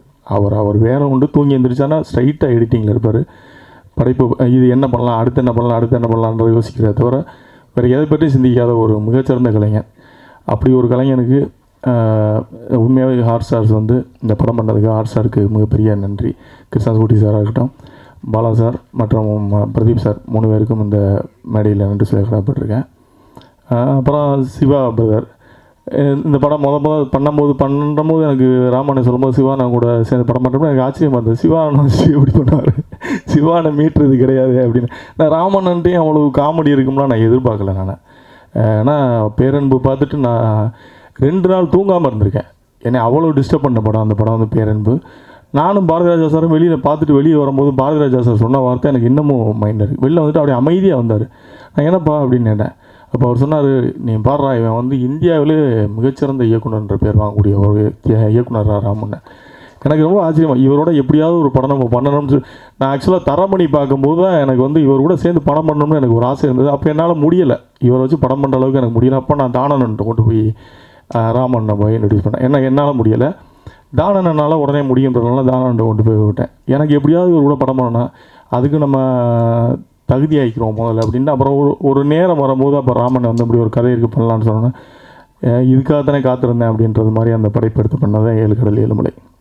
அப்புறம் இடையில் வந்து பறந்து போகணும்னு ஒரு படம் ஹாட் ஸ்டார் பண்ணுறேன். நம்ம ஆனால் பண்ணுங்கள், நீங்கள் அடுத்தடுத்து தொடர்ந்து படம் பண்ணணும். ஏன்னா வந்து உங்களை மாதிரி இயக்குநர்கள் வந்து ஏன்னா இந்த படைப்புன்றது வந்து ஒரு படைப்பு வந்து நம்ம வந்து கமர்ஷியலாக பணம் மட்டுமே சம்பாதிக்கணும்னு நினைக்காம அதில் ஏதாவது ஒரு மெசேஜ் இருக்கானே அது இந்த சமூகத்துக்கு ஏதாவது ஒரு வகையில் பயன்படணும்னு நினைக்கிறேன். அதாவது சும்மா படம் எடுத்தான் சம்பாதிச்சான் அப்படின்றதெல்லாம் தாண்டி அந்த படைப்பு இந்த மக்களுக்கு என்னவா போய் சேருது அப்படின்ற ஒரு விஷயம் இருக்குல்ல, அதில் ராமனை வந்து மிக தெளிவான ஆள். அது மாதிரி அவருடைய வந்த அசிஸ்டன்ஸுகள் அப்படி மாரி செல்வராஜ் அதில் ரொம்ப தெளிவான ஒரு படைப்பாளியை தான் பார்க்குறேன் நான். அப்படி தான் இந்த படம் பறந்து போ வந்து ஒரு எல்லாருக்குமே ஒரு மனதுக்கு நெருக்கமான ஒரு படமாக இருக்கும். இதுலேயும் ஒரு அரசியல், அவர் படம் எல்லா படங்களையும் ஒரு அரசியல் இருக்குது, இதுலேயும் ஒரு சமூக அரசியல் இருக்குது. குழந்தைகள் எப்படி வளர்க்கணும், ஏன்னா இன்றைக்கி ஒரு ஃபாஸ்ட் ஃபுட் உலகம் ஆயிடுச்சு. எல்லாரும் ஹஸ்பண்ட் ஒரு வேலைக்கு போகிறோம், ஒய்ஃப் ஒரு வேலைக்கு போகிறாங்க, எல்லோரும் குழந்தைகளை எப்படி பராமரிக்கிறதுன்றது வந்து எல்லாருக்கும் ஒரு சேலஞ்சிங்கான ஒரு விஷயமா இருக்குது. அவங்க என்ன எதிர்பார்க்குறாங்கன்னே நமக்கு தெரியாது. நம்மளுடைய ஆசைகளை பூரா நம்ம குழந்தைகள்கிட்ட திணிப்போம். நான் எப்படி தான் என் பையன் இருக்கணும், இதுதான் ட்ரெஸ் போடணும், இப்படி தான் அவன் சாப்பிடணும், இதெல்லாம் நம்ம ஆசைப்பட்டு திணிப்போம். அப்படிலாம் இல்லாமல் அந்த குழந்தை என்ன விரும்புது அப்படின்னு சொல்கிறது வந்து அப்படி எப்படி யோசிச்சாருன்னு ஒரு எனக்கே ஆச்சரியமாக. இவர் யோசிக்கிற ஸ்கிரிப்ட் பூரா எனக்கே ஆச்சரியமாக இருக்குது. நான் இன்ன வரைக்கும் வியந்து பார்ப்பேன் ராமன். ஒவ்வொரு நாளும் எனக்கு அந்த அவரை பார்க்கும்போது ஏற்படக்கூடிய ஒவ்வொரு நாளும் ஆச்சரியங்கள் எனக்கு ரொம்ப தான் இருக்குது. ரெண்டாவது அவருடைய ஸ்பீச் எனக்கு ரொம்ப பிடிக்கும். இந்த 4 வருஷமாக அந்த அவருடைய ஸ்பீச்சை வந்து நான் ரொம்ப மிஸ் பண்ணியிருக்கேன். சமீப காலம் மேடைகளில் கூட அவர் அதிகமாக பேசுகிறதில்ல நினைக்கிறேன். 2 வார்த்தையை பேசிட்டு உட்காந்து அது மாரி செல்வராஜ் மேடையிலையாவது கொஞ்சம் அதிகமாக பேசுவார் பார்த்தேன், அங்கேயும் வாழ்ந்து சொல்லிட்டு உட்காந்துட்டார். நான் எனக்கு ரொம்ப மென்டலி கொஞ்சம் டென்ஷனாகவோ டயர்டாகவும் இருக்கும்போது பார்த்தோன்னா அவருடைய ஸ்பீச் பார்ப்பேன். பழைய ஸ்பீச்லாம் யூடியூப்பில் இருக்கும், நீங்கள் பாருங்கள், மிக அற்புதமாக இருக்கும். என்னடா இப்படி ஒரு லெஜெண்டா அப்படின்ற மாதிரி நமக்கே நம்ம அப்படி தான் நம்ம இருக்கும்போது தேட மாட்டோம், இல்லாதவோ தேடி விடுப்போம், அப்படி தான் நம்ம. அப்புறம் அந்த படத்தில் நடித்த சிவா பிரதர் பற்றி மிக சிறப்பாக பண்ணியிருக்காரு. நான் ஃபஸ்ட் டைம் போய் மீட் பண்ணுறேன் கோயம்புத்தூரில். மீட் பண்ணி என்ன பிரதர் ஷார்ட் முடிஞ்சான்னு கேட்டேன். இல்லை பிரதர் இப்போ தான் ஓடி வந்திருக்கேன், அடுத்து ஓடுறதுக்கு ரெடியாக இருக்கேன் பிரதர். என்ன பிரதர் ஓட விட்டுருந்தேன், இப்படியே ஓட விட்டுருந்தேன், நான் இது வரைக்கும் ஓடினது விட்டுருந்தேன், சென்னையை போய் சேர்ந்துருப்பேன் பிரதர், கோயம்புத்தூர்லேருந்து அவ்வளோ ஓடிட்டேன். அவருக்கு அந்த இடமே வந்து ஒரு கலகலப்பான இடமா இருக்கு. அவருடைய படங்கள் வந்து மேக்ஸிமம் வெற்றி படங்களாக தான் இருந்திருக்கு. சிவா பிரதருக்கு அகில உலக சூப்பர் ஸ்டார்ன்றது சிவா பிரதர். இந்த படத்தில் வந்து நீங்கள் மிகப்பெரிய வெற்றி பண்ணணும், அவங்க நல்ல எண்ணங்களுக்கு நீங்கள் நிச்சயமாக வெற்றி பண்ணணும். அப்புறம் சித்தார்த் பிரதர், அவர் எனக்கு ஒரு என்னோடய படத்துலேயும் ஒரு பாடல் பாடியிருக்காரு, இந்த படத்துலேயும் ஒரு பாடல் பாடியிருக்காரு. அவருக்கும் என்னுடைய வாழ்த்துக்கள். கிரேஸ் ஆண்டனி, அவங்க தமிழ் சினிமாவுக்கு ஒரு புது வரவு. உண்மையாகவே அவங்க தமிழ் சினிமாவில் நிறையா பிஸியாக கூடிய ஒரு ஆர்டிஸ்ட்டாக வருவாங்க நினைக்கிறேன். ஆனால் அவ்வளோ ஒரு எனர்ஜியாக ஒரு காமெடியாக நல்லா பண்ணியிருப்பாங்க. தமிழ் சினிமாவில் அவங்க வருங்காலத்தில் ஒரு பிஸியான ஆர்டிஸ்ட்டாக வர்றதுக்கான அத்தனை தகுதியும் இருக்குது, வாய்ப்புகள் வரும் நம்புகிறேன். சந்தோஷ் தயாநிதி நம்ம 20 பாட்டு பண்ணியிருக்காப்புல. யுவன் கொஞ்சம் மிஸ் ஆனதை பிடிச்சிட்டாப்புல நினைக்கிறேன். இல்லைனா யுவனை வந்து ராமன்கிட்டருந்து பிரிக்கவே முடியாது. ஏதோ ஒரு சேனலில் நீ மிகப்பெரிய வெற்றி வருவது. எல்லா பாடல்களுமே சிறப்பாக வந்திருக்கு. பாடல்கள் சிறப்பாக வந்திருக்கு. மதன் கார்கி சாரோட பங்களிப்பு எனக்கும் வந்து, அதாவது திரும்பி ராமன் என்கிட்ட வேலை பார்க்குறதுன்றது ஒரு பெரிய சேலஞ்சான விஷயம். தயாரிப்பாளராக நமக்கு அது ரொம்ப சந்தோஷமாக இருக்கும். ஏன்னா நான் வந்து குவாலிட்டிக்காக போராடுறாரு அப்படின்ற மாதிரி. ஆனால் படைப்பாளிகளுக்கு கூட ஒர்க் பண்ணுறவங்களுக்கு அது வந்து ஒரு டென்ஷனாக தெரியும். மதன் கார்கி சார்ட்ட எனக்கு தெரிஞ்சு கிட்டத்தட்ட ஒவ்வொரு பாட்டுக்கும் ஒரு 10 இது வாங்கியிருப்பார் நினைக்கிறேன், டியூன் வாங்கி. அது லிரிக் எழுதி அவரும் டயர்டே ஆகாமல் எழுதி கொடுப்பாரு. மதன் கார்கி சார் வந்து 7 உலகெல்லாம் அவருடைய கான்ட்ரிபியூஷன் வந்து மறக்கவே முடியாது. எத்தனை தடவை நன்றி சொன்னாலும் வார்த்தைகள்லாம் பார்த்தீங்கன்னா அந்த பாடல் வரும்போது பாருங்கள், ஒவ்வொரு வார்த்தைகளும் புதுசாக இருக்கும். இது வரைக்கும் எழுதப்படாத வார்த்தைகள் புதுசாக இருக்கும் அந்த வார்த்தைகள் பூரா. ராமன் 2 பேர் வந்து மாறி எழுதி வாங்கி அப்படி ஒரு 8 பாடல் அதுக்காக வெயிட் பண்ணிகிட்ருக்கோம். விரைவில் அந்த 7 மணியும் வந்து வெளிவரும். மற்றபடி இந்த படத்தில் பங்கு பெற்ற அனைத்து பேருக்கும் தம்பி சிறப்பாக பண்ணியிருக்க, உனக்கும் என்னுடைய வாழ்த்துக்கள். இங்கே வந்திருக்கும் அனைவருக்கும் நாட்டு நன்றியில் விடைபெறுகிறேன். நன்றி. நான் எதிர்பார்க்கவே இல்லை, என்னை கால் பண்ணி ஆக்சுவலி கூப்பிட்டு இது கொடுத்தாங்க. அண்ட் செட்டில் ரொம்ப ஜாலியாக இருந்துச்சு. அண்ட் சிவா சார் சொன்ன மாதிரி ஆக்சுவலி இந்த 2 o'clock தூங்கிட்டு மறுபடியும் 6 மணிக்கு அங்கே வந்து செட்டில் இருக்கிறது எனக்கே ஷாக்காக இருக்கும். இவங்க ஆக்சுவலி இந்த 80s எல்லாருக்குமே ரொம்ப தேங்க்யூ. ஏன்னா அவங்களாம் ரொம்ப கம்ஃபர்டபுளாக வச்சுட்டு இருந்தாங்க. அப்போ அவங்களாம் சொல்லுவாங்க, என்னது 2 மணிக்கு தானே இப்போ தானே வந்தோம் அப்படின்னா, இல்லை நீங்கள் லேட்டாக வாங்க, ஆனால் நாங்கள் வந்து அங்கே 4 மணிக்கெலாம் போய்டுவோம்னு. என்ன நான் லேட்டாக வரேன் அதெல்லாம் ஓகே, பட் நீங்கள் எப்படி 4 மணிக்கெலாம் அங்கே இருக்கீங்க அப்படின்னு தோணும். ராம் சார் வந்து 10 நேரம் தூங்க மாட்டாராடே தெரியாது. அப்போது ஒரு தடவை கேட்டேன், சார் நீங்கள் ஏன் எப்போதாலும் பிளாக் ட்ரெஸ்ஸே போடுறீங்க அப்படின்னா, இதுதான் அழுக்கு படிஞ்சால் தெரியாது அப்படின்னு சொல்லிட்டு சொல்லுவார். அண்ட் அவருக்கு காலையில் எழுந்து ப்ரஷ் பண்ணிட்டு ஷூட்டிங் ஸ்பாட்டு டேரெக்டாக போய்டுவார். எனக்கு ஷாக்காக இருக்கும், சார் எப்படி சார் டயர்டே ஆக மாட்டேறீங்க அப்படின்னு. கொஞ்ச நேரம் உட்காந்துருந்துட்டு நமக்கு வந்து அப்படியே இருக்கும். ஆனால் நானும் ஒன்றும் இல்லை, பட் ஸ்டில் சாரை பார்க்கும்போது எப்போவுமே எப்படி இவ்வளோ ஆக்டிவாக அண்ட் செட்டில் இருக்க எல்லார் பேரையும் சொல்லுவார். அன்றைக்கி வந்தவங்களை கூட அவர் வந்து கூப்பிட்டு எல்லாருக்குமே அந்த இம்பார்ட்டன்ஸ் இருக்கும். செட்டில் வந்து நம்ம இவங்களுக்கு கொஞ்சம் இம்பார்ட்டன்ட் அப்படிலாம் எதுவுமே இருக்காது, எல்லாருக்குமே இம்பார்ட்டன்ஸ் இருக்கும். ஏன்னா அவர் எல்லாரோட இண்டிவிஜுவல் பேரையும் சொல்லுவார். Thank you Ram sir, thank you Pradeep sir, thank you every one for giving this opportunity. இந்த படம் என்னை ரொம்ப கனெக்ட் பண்ணக்கூடிய ஒரு பண்ண படம் வந்து, ஏன்னா நான் ஒரு காதல் திருமணம் செய்தவன், எனக்கு ஒரு குழந்தை இருக்கு.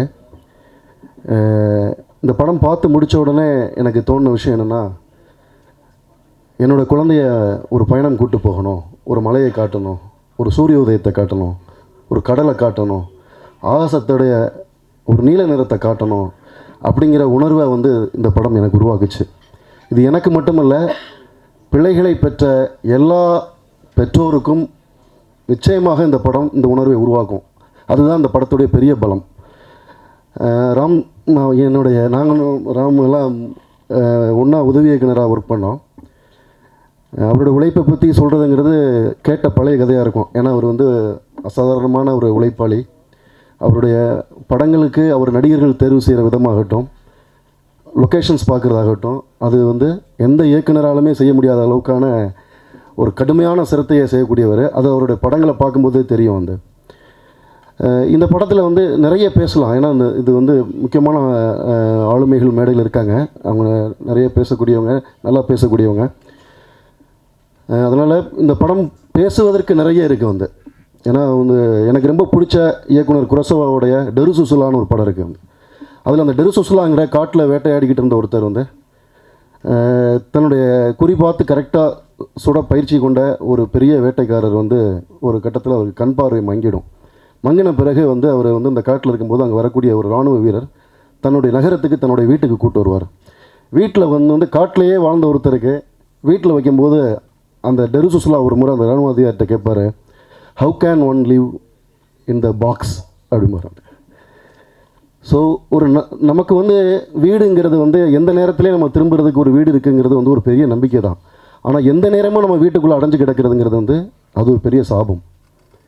அதுவும் குழந்தைகளுக்கு இன்றைக்கி பார்த்திங்கன்னா கொரோனா காலகட்டத்துக்கு பிறகு குழந்தைகளுடைய உளவியல் ரொம்ப ரொம்ப சிதைஞ்சு வந்துகிட்டு இருக்கு. வந்து குழந்தைகளை குறித்த அக்கறை நம்ம சம்பாதிக்கிறோம், ஓடுறோம். ஆனால் எதுக்காக ஓடுறோம்னு பார்த்தா ஒன்றுமே இல்லை. அது ஒரு பெரிய வெறுமையில் வந்து தான் நிற்கிது. நம்ம குழந்தைகளை நம்ம வந்து குழந்தைகளுக்கான உலகத்தோடு வச்சுருக்கிறோமான்னு கேட்டால் அது இல்லைங்கிறதா உண்மை. ஆனால் அப்படியான குற்ற உணர்வு எல்லாருக்குமே இருக்குது. ஆனால் வாழ்க்கை நம்மளை வந்து எதையோ ஒன்று நோக்கி துரத்துக்கிட்டே இருக்குது. குழந்தைகளுக்காக தான் நம்ம ஓடுறோம், ஆனால் அந்த குழந்தைகளுக்கான உலகத்தோடு நம்ம வச்சுருக்கிறோமானா அப்படி இல்லை. இந்த படம் அது ரொம்ப அழகாக பேசுது. இப்போ கொரோனாவுக்கு முன்னாடி வரைக்கும் குழந்தைகள் கையில் ஸ்கூல் என்ன சொல்லுச்சுன்னா, உங்கள் பிள்ளைகள் கையில் மொபைல் கொடுக்காதீங்கன்னு சொல்லுச்சு. ஆனால் கொரோனா காலகட்டத்துக்கு பிறகு அதே ஸ்கூல் வந்து உங்கள் குழந்தைகள் கையில் மொபைல் கொடுன்னு சொல்லிச்சு வந்து. ஸோ இன்றைக்கி குழந்தைகளுடைய மன விசாலம், அதாவது ஒரு குழந்தைகளுடைய அனுபவமும் சரி அறிவும் சரி அந்த மொபைலுடைய டிஸ்பிளே அளவு தான் இருக்குது வந்து. ஸோ நம்மளுடைய குழந்தைகள் வந்து வெளியே கொண்டு போகிறதில்ல. என்னென்னா ஒரு குழந்தை ஒரு விடுமுறையில் வளருதுன்னு சொல்லுவாங்க, ஒரு பயணத்தில் வளருதுன்னு சொல்லுவாங்க. ஆனால் நம்ம வந்து இங்கே இருக்கக்கூடிய ஒரு 6 கிலோமீட்டரில் இருக்கக்கூடிய ஒரு கடற்கரைக்கு நம்ம குழந்தையை கூட்டி போய் காட்டுறோமானா நம்ம நிச்சயமாக வந்து அது ரொம்ப அரிதாகிட்டு இருக்கக்கூடிய ஒரு காலத்தில் குழந்தைகளை எப்படி வச்சுக்கணும். இப்போ இந்த படம் பார்த்த எல்லாருக்குமே இந்த படம் முடியும் போது தோணும், நிச்சயமாக இது வந்து நம்ம குழந்தையை கொண்டு போகணும்னு தோணும். அதே நேரத்தில் இது ஒரு நல்ல ஒரு பயணம் மூவி, ஒரு பயணம் போன மாதிரியான ஒரு உணர்வையும் தரும். நம்மளையும் ஒரு பயணத்துக்கு தூண்டக்கூடிய ஒரு படமாக இருக்கும். நிச்சயமாக இது தமிழில் ரொம்ப முக்கியமான படம். பெற்றோர்கள் எல்லோருமே இந்த படத்தை வந்து தேட்டரில் வந்து பார்க்க வேண்டிய ஒரு படம். இந்த படம் உங்களுக்கு ஒரு பெரிய செய்தியை தரும். இந்த காலகட்டத்தில் தேவையான ஒரு செய்தியை தரக்கூடிய ஒரு படம். ஏன்னா இன்றைக்கி அது விலை மதிப்பற்ற இன்றைக்கி கோடி ரூபாய் கொடுத்தா கூட அந்த செய்தியை வந்து இன்றைக்கி வரக்கூடிய படங்கள் கொடுக்குதானா இல்லை. ஆனால் அதை ரொம்ப அழகாக அந்த செய்தியை வந்து நண்பர் ராம் கடத்துகிறாரு. ஹாட்ஸ்டார் ரொம்ப பாராட்ட வேண்டிய ஒரு ஓடிடி தளம். ஏன்னா வந்து குடும்பங்களுக்காக படம் பண்ணுறோம், ஆனால் குடும்பத்தோடைய கதையை பண்ணுறோமானா இல்லை. தொடர்ந்து ஹாட்ஸ்டார் வந்து அப்படியான படங்களை பண்ணிகிட்ருக்கிறாங்க. ஹாட்ஸ்டாரில் இருக்கக்கூடிய கிருஷ்ணகுட்டி சார், பிரதீப், நண்பர் நரேன் எல்லோருக்கும் வந்து வாழ்த்துக்கள், நன்றி. படத்துடைய ஹீரோ அகில உலக சூப்பர் ஸ்டார். ஏன்னா வந்து இப்போ எனக்கு அந்த ஷாக் இல்லை. நண்பர் ராம் சொல்லும்போது சிவா ஹீரோன்னு சொல்லும்போது எனக்கு ஷாக் இல்லை. ஏன்னா ஒரு நல்ல நகைச்சுவை நடிகருக்குள்ளார ஒரு நல்ல நடிகர் இருப்பாங்க. ஒரு நல்ல நகைச்சுவை நடிகர்கள் வந்து எமோஷனலாக நடிக்கும்போது அது ரொம்ப பயங்கரமாக கலங்கடிச்சிடும். அது செட்டிலைட்ஸுடைய சாப்ளின் நடித்ததுலேருந்து அன்பு தம்பி மாரி செல்வராஜுடைய மாமன்னன் வடிவேலு அவங்க கதாபாத்திரமாகட்டும், ஏன்னா ஒரு ஹியூமராக நடிக்கக்கூடியவங்க எமோஷனலாக பண்ணாங்கன்னா அது பயங்கரமாக இருக்கும். ஸோ ரொம்ப அழகாக பண்ணியிருக்கீங்க சார், ரொம்ப பிரமாதமாக பண்ணியிருக்கீங்க. கிரேஸ் ஆண்டனி அவங்க எனக்கு ரொம்ப பிடிச்ச ஆக்ட்ரஸ். உங்களுடைய ஹலால் லவ் ஸ்டோரி, நுணக்குழி, ஆமாம் எனக்கு ரொம்ப பிடிச்ச ஆக்ட்ரஸ். ஏன்னா ரொம்ப வெர்சட்டிலான ஒரு ஆக்டர் நீங்கள், ஆக்ட்ரஸ். தமிழில் நீங்கள் வந்து சந்தோஷம், ரொம்ப அழகாக பண்ணியிருக்காங்க. இந்த படத்தில் பார்த்தீங்கன்னா அவங்க சித்தார்த் சார் சொன்னார், இந்த படத்துடைய பெரிய சோலாக வந்து நான் உங்களுடைய முகத்தை பார்க்குறேன். ரொம்ப அழகாக பண்ணியிருக்கிறீங்க. ஒரு நம்மளுடைய அக்கா தங்கைகளை, நம்மளுடைய அம்மாக்களை, ஒரு மிடில் கிளாஸ் ஃபேமிலியில் கூடிய எல்லா பெண்களையுமே நினைவுபடுத்தக்கூடிய ஒரு கதாபாத்திரம், ஒரு முகமாக நீங்கள் இருக்கிறீங்க இந்த படத்தில். தம்பி குட்டி பையன் ரொம்ப அழகாக பண்ணியிருக்கிறாப்புல. ரொம்ப அழகாக வந்து அந்த பையன்கிட்ட இருந்து ஒரு ஃபோனில் தன்னோட அப்பா கிட்ட பேசுவான். வந்து அந்த இடம்லாம் நான் உண்மையாகவே கண் கலங்கிட்டேன். வந்து நிஜமாகவே அந்த இடம் எல்லோருமே கண் கலங்கக்கூடிய ஒரு இடமா இருக்கும். இந்த மியூசிக் வாங்கின திங் மியூசிக் சந்தோஷ் சார் ஆகட்டும், மியூசிக் டைரக்டர் சந்தோஷ் தயாநிதி, நான் அவங்க ராமோட தான் நான் அவங்க ஸ்டுடியோ போயிருந்தேன். ரொம்ப நல்ல திறமையான ஒரு மியூசிக் டைரக்டர், சரியான ஒரு வாய்ப்புக்காக காத்திருந்தார். தேவதை உங்களுக்கு வந்து ராம் சாரை கொடுத்துருக்குறாங்க. இதுக்கு பிறகு உங்களுக்கு எல்லாமே நல்லா இருக்கும். இந்த படம் எல்லாருமே பார்க்க வேண்டிய படம். நிச்சயமாக நம்மளுடைய குழந்தைகளுக்கு நம்ம ஏதாவது ஒன்று செய்யணும்னு தோணும் இல்லையா, நம்ம அப்படி செய்யணும்னு தோணுச்சுன்னா நம்ம வந்து இந்த படத்தை போய் தேட்டரில் இந்த குழந்தைகளோடு இருந்து பார்க்குறதன் வழியாக, இந்த படம் நமக்கு சொல்லக்கூடிய செய்தி வழியாக இந்த குழந்தைகளுடைய உலகத்தை நம்ம வந்து திரும்ப அவங்களுக்கு பரிசீலிக்கிறது தான் நம்ம அவங்களுக்கு செய்யக்கூடிய ஒரு பெரிய விஷயமா இருக்கும். பாடலாசிரியர் மதன் கர்கி சார் விட்டுட்டேன். அப்புறம் பர்சனலாகவுமே எனக்கு வந்து ராம் அவங்கள பிடிக்கும். ஏன் இப்படி ஒரு சோல் அவருக்கு இந்த படத்தில் இருக்குது அப்படின்னா, படைப்பாளிகளும் தங்களுடைய தனிப்பட்ட வாழ்க்கையுமே எப்போவுமே ரெண்டும் வேறு வேறு இருக்கும். ஒன்று மணிப்பூரில் இருந்தால் இன்னொன்று மயிலாப்பூரில் இருக்கும். வந்து ஆனால் ராம் அவங்க வந்து எப்படின்னு கேட்டிங்கன்னா கொஞ்சம் டைம் எடுத்துக்கிறேன். ஏன்னா இப்போ எப்படின்னு கேட்டிங்கன்னா, ஒரு மெழுகுவர்த்தி வந்து இன்னொரு மெழுகுவர்த்தியை தூண்டுவதன் வழியாக வெளிச்சம் தான் கூடும். ஆனால் என்னென்னா, எரிந்து கொண்டு இருக்கக்கூடிய மெழுகுவர்த்தி இன்னொரு மெழுகுவர்த்தியை இங்கே தூண்டுதான்னு கேட்டால் அது ரொம்ப ரேரான ஒரு விஷயம். ஒரு நெருப்பு வந்து பரவணும் அப்படின்னாலே அதுதான் சயின்ஸாகவும் சரி, இயற்கையோட தோற்றமாகவும் சரி, ஒரு மெழுகுவர்த்தி இன்னொரு மெழுகுவர்த்தியை தூண்டினா தான் வந்து வெளிச்சம் கூடும். ஆனால் ராம் வந்து எப்போவுமே அவரை பார்க்கும்போது ஒவ்வொரு முறையும் ஏதாவது ஒரு டைரக்டரை பற்றி சொல்லிட்டே இருப்பார். சிமலர் அண்ணன் படம் பார்த்தேன், பிரமாதமாக இருந்துச்சு. நாங்கன்னு ஒரு படம் பார்த்தேன் அப்படின்னு. இப்போ என்னுடைய படமும் கூட நான் அவர்கிட்ட வந்து ஒப்பீனியன் கேட்குறதுக்காக ஒரு நண்பராக ஹபீபி படத்தை நான் வந்து அவர்கிட்ட போட்டு காட்டினேன். அவர் பார்த்துட்டு என்கிட்ட வந்து கிட்டத்தட்ட ஒரு 1.5 மணி நேரம் பேசினார். வந்து பேசிவிட்டு ஓகே ரொம்ப பாராட்டு சொன்னார், ரொம்ப முக்கியமான படம்னு சொன்னார். நான் விட்டுட்டேன். ஓகே நண்பர் நிறைய நல்ல விஷயங்களும் சொன்னார், அதில் செய்ய வேண்டிய திருத்தங்களையும் சொன்னார். கொஞ்சம் நேரத்தில் நண்பர் சுரேஷ் காமாட்சி லைனுக்கு வந்தார். ராம் வந்து உங்கள் படத்தை பற்றி சொன்னார், உடனே பார்க்கலாமா அப்படின்னு சொல்லி ராம் பார்த்தார். இப்போ கொஞ்சம் நேரம் கழிச்சு பார்த்தீங்கன்னா தனஞ்சன் சார் வந்தார். வந்து ஸோ இப்போ என்னுடைய படத்தை வந்து ஒரு சினிமாவில் ஒரு 10,000 பேர்கிட்ட சொல்லியிருப்பார். இது வந்து தமிழ் சினிமாவில் ரொம்ப ரொம்ப ரொம்ப ரேரான ஒரு குவாலிட்டி. அந்த குவாலிட்டி தான் வந்து ராமுடைய படங்கள்லையுமே இருக்குது. அந்த சோல் தான் வந்து ரொம்ப அந்த ஆன்மா தான் இருக்குது. அதுதான் வந்து அவருடைய அசிஸ்டன்ஸை வந்து அவர் சரியான முறையில் நடத்துறதுக்கும் காரணமாக இருக்குது. அவருடைய அசிஸ்டன்ஸுமே இன்றைக்கி ரொம்ப பெருமையாக இருக்குது இந்த மேடைகளை பார்க்கும்போது. அந்த அசிஸ்டன்ஸ் ஏன்னா ஒரு நல்ல குருவாகவும் ஒரு நல்ல அசிஸ்டன்ஸாகவும் எப்படி இருக்கணும் அப்படிங்கிறதுக்கு ராமுடைய ஸ்கூல் பெரிய உதாரணம். பறந்து போ நிச்சயமாக எல்லாருமே தேட்டரில் பார்க்க வேண்டிய படம். தயவு செஞ்சு நம்மளுடைய குழந்தைகளுடைய உலகத்தை மீட்டு தருவதற்கு இந்த படம் உங்களுக்கு ஒரு பெரிய வாய்ப்பை ஏற்படுத்தி தரும். தவற விட்டுறாதீங்க. எல்லோருக்கும் நன்றி. நாங்கள் இந்த படத்தை பற்றி பேச ஆரம்பித்து விஜய் டிவியோட அட்ரஸ் மாதிரி 3 கரோனா, 2 லாக்டவுன், மாரி செல்வராஜோட 3 படம் எல்லாமே ரிலீஸ் ஆகி முடிஞ்சது. ஆனால் அந்த நட்பு வந்து சத்தியமாக என்னால் மறக்க முடியாத ஒரு நட்பு. Ram is one of the most sensitive, most sensible overground baby. அதாவது அவரோட வில்லன்கள் வந்து கூடயே இருக்கிற அசிஸ்டன்ஸ் தான். அவரை வந்து குழந்த மாதிரி தாங்கி பார்த்துப்பாங்க எப்போவுமே. அப்படி ஒரு டீம். அந்த டீமுக்கு நான் இன்ட்ரடியூஸ் ஆனது வந்து it's a phone. Thank you Ram for introducing me into your world. ராமோடைய சென்சிபிலிட்டி என்னென்னா, சினிமாவுக்கு வந்து பாம், கார் சேஸ், இந்த மாதிரி பெரிய பெரிய விஷயங்கள்லாம் அவருக்கு அவசியமே இல்லை. அவருக்கு மனிதர்கள் போதும். அந்த மனிதர்களுக்குள்ளே இருக்கிற அந்த காம்ப்ளிகேஷன், அவங்க கோ த்ரூ பண்ணுற விஷயங்கள், அந்த சென்சிபிலிட்டி போதும் ராமுடைய ஒரு அழகான படம் பண்ண. அவ்வளோ பெரிய ஜீனியஸ். எங்கள் கூடயும் படம் பண்ணுவாரா அப்படின்னு நாங்கள் பேச ஆரம்பித்தோம். தமிழ் சினிமாவில் கதை கேட்கும்போது ஒரு 100 கதை கேட்டோம்னா ஒரு 5 கதை ஓகே ஆகும். ஆனால் ராமோட மட்டும் அந்த ஒரு 5 வருஷ பயணத்தில் வாரத்துக்கு ஒரு தடவையோ 2 தடவை மீட் பண்ணும்போதெல்லாம் 2 கதை சொல்லுவார். சொல்கிற கதையெல்லாம் ஓகே பண்ணலாம். ஒரு பாயிண்டில் கூட்டி வெறுத்துட்டார். நீங்கள் படம் பண்ணுறீங்களா இல்லையாடா, எத்தனை கதை தான் ஓகே பண்ணுறது, எத்தனை கதையை தான் நானும் உட்காந்து கேட்குறது, எல்லாம் பண்ணி கதை ஓகே இதை போகிறோம் அப்படின்னே ராம் அடுத்த நாள் வந்து அது வேண்டாம், நம்ம வேற ஒன்று பண்ணலாம் அப்படின்னு. அதாவது கதை நமக்குள்ளே கொட்டி கிடக்குதுன்ற ஒரு கர்வம் வருது ஒருத்தருக்கு. அவரை எவ்வளோ பெரிய, அது வந்து ராமுக்கு அது ஒரு பெரிய விஷயமே இல்லை, கதை சொல்கிறது ஒரு பெரிய விஷயமே இல்லை. அது மாதிரி தான் இந்த படமும். ஒரு நம்ம மறந்து போன, நம்ம பெருசாக சண்டை சச்சரவு இதுகளை கொண்டாடி நம்ம வந்து சின்ன சின்ன ஸ்பரிசங்களை மறந்து போயிட்டோம். அப்படிப்பட்ட ஒரு சின்ன ஒரு ஃபீலிங் தான். ஒரு அப்பா மகன், ஒரு அம்மா, ஒரு சின்ன ஃபேமிலி. இந்த படத்தில் வர்ற ஒவ்வொரு கேரக்டரும் உங்களுக்கு நாங்கள் எதுவுமே ஓவர் ப்ராமிஸ் பண்ணல. உங்களுக்கு இதில் பெரிய சீட்லேருந்து உங்களை வெளியே தூக்கி போடுற அளவுக்கான ஒரு ரியாக்ஷன் அதெல்லாம் ஒன்றுமே இருக்காது. ஆனால் நீங்கள் உட்காந்து பார்த்தீங்கன்னா ஒரு சந்தோஷம் வந்து உங்களுக்குள்ளே இருக்கும். ராட்டர்டாம் ஃபிலிம் ஃபெஸ்டிவலில் மணிக்கணக்காக உட்காந்து ஆடியன்ஸ் பேசினாங்க அதை பற்றி. எப்படி இவ்வளோ பெரிய சத்தமான சினிமா உலகத்தில் இவ்வளோ சட்டிலான ஒரு எமோஷனை வந்து இவ்வளோ பியூட்டிஃபுல்லாக கொடுத்தீங்க அப்படின்றதுக்கு. இன்றைக்கி அந்த பையன் வந்து சும்மா இருக்கான்.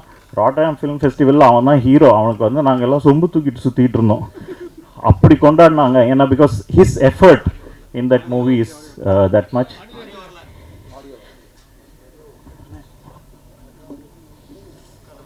செக் கேக்குதா? ஓகே. அவனோட எஃபர்ட் இந்த செக் ஓகே. இந்த படத்தில் அவன் போட்டிருக்க உழைப்பு வந்து அவன் ராம்கிட்ட வரும். ஆக்சுவலாக எனக்கு ராம் மேலே ஒரே ஒரு கோவம் இருக்குது. எனக்கு வந்து ராமோடைய மகனை தான் நடிக்க வைக்கணும்னு ஆசை. அது நான் எவ்வளோ சண்டை போட்டு பார்த்தேன். But this boy came in to our life. அவனுக்கு வந்து ஸ்விம்மிங் கற்றுக் கொடுத்து, ஃபுட்பால் கற்றுக் கொடுத்து, ராம் உண்மையிலே சொன்னால் அவனை ஓட கற்றுக் கொடுத்தேன்னு வேறு சொன்னேன். அந்த அளவுக்கு அவனை ட்ரெயின் பண்ணி ஹி வாஸ் ரெடி. அண்ட் அவன் டெலிவர் பண்ணது வந்து it's like amazing. To act with people like Grace, Anjali and Siva. அவன் வந்து பயப்படவே இல்லை. அப்படி ஒரு எஃபர்ட்லெஸ் இது. அதுக்கு வந்து ஒரு டீம் வேணும்ல. அந்த டீம் தான் ராமோடைய assistants and Ram. I am so happy. Hotstar is so happy that we are working with you, Ram. So thank you so much for this movie. Thank you team. இது possible ஆனது என்னுடைய டீமில் இருந்து ஒரே ஒரு நம்பர் தான் காரணம், Naran. Thank you for this movie Naran. It's like இந்த மாதிரி ராம் கிடைச்சனால ராம் ஆஃபீஸுக்கு அன்றைக்கி வந்த மாதிரி எங்களுக்கு கிடைச்சாரு. மாதிரி கூட படம் பண்ணோம். So I'm happy to work with this team. And thank you everyone for collaborating with us in this. Madan Karke irukattum, Santosha irukattum, Think Music Santosha irukattum, for everyone and all the actors. Thank you so much. Thanks. ஜாலியாக சந்தோஷமாக இருக்குது. ஒரு என்ன சொல்கிறது, 5 வருஷம் கழித்து சாரோட படம் வருது அப்படிங்கிறது, அது நான் ஸ்பாட்டுக்கு போகாத ஒரு படம் கூட சொல்லலாம். மற்ற எல்லா படத்துலேயுமே நான் வேலை பார்த்துருக்கேன். இந்த ஒரு படம் தான் வேலை பார்க்க முடியல அப்படிங்கிற வருத்தம். வேலைனா ஸ்பாட்டில் போய் பார்க்க முடியல அப்படிங்கிற வருத்தம். ரொம்ப என்ன சொல்கிறதுனா மைண்ட்ஃபுல்லாக ரொம்ப சந்தோஷமாக இருக்குது. இந்த பறந்து போவை பற்றி 7 கடல் 7 மலை முன்னாடியே ரெடி ஆனாலும் பறந்து போ ரிலீஸ் ஆகுது அப்படின்னு எனக்கு ஒரு ஆசை இருந்துச்சு. எனக்கு சார் ஜாலி மூடில் ஒரு படம் பார்க்கணும்னு சொல்லிட்டு அது பறந்து போ முன்னாடி வர்றது இன்னும் சந்தோஷம். இந்த என்ன எப்படி பேசுனது தெரில, ரொம்ப பதட்டமாக தான் இருக்குது. பட் ஒரு ஹாப்பி, ரொம்ப சந்தோஷமாக இருந்த மைண்ட் இருக்கும்ல அந்த மாதிரி இருக்குது. ஏன்னா சார் வந்து அடிக்கடி சீரியஸாகவே டிஸ்கஸ் பண்ணுற மாதிரி ஒரு ஃபீல் இருக்குல்ல, ஆனால் நாங்கள் பயங்கரமாக ஜாலியாக டிஸ்கஸ் பண்ணுற விஷயங்கள் வெளியே வர மாட்டேங்குது அப்படின்னு ஒரு வருத்தம் இருக்கும்.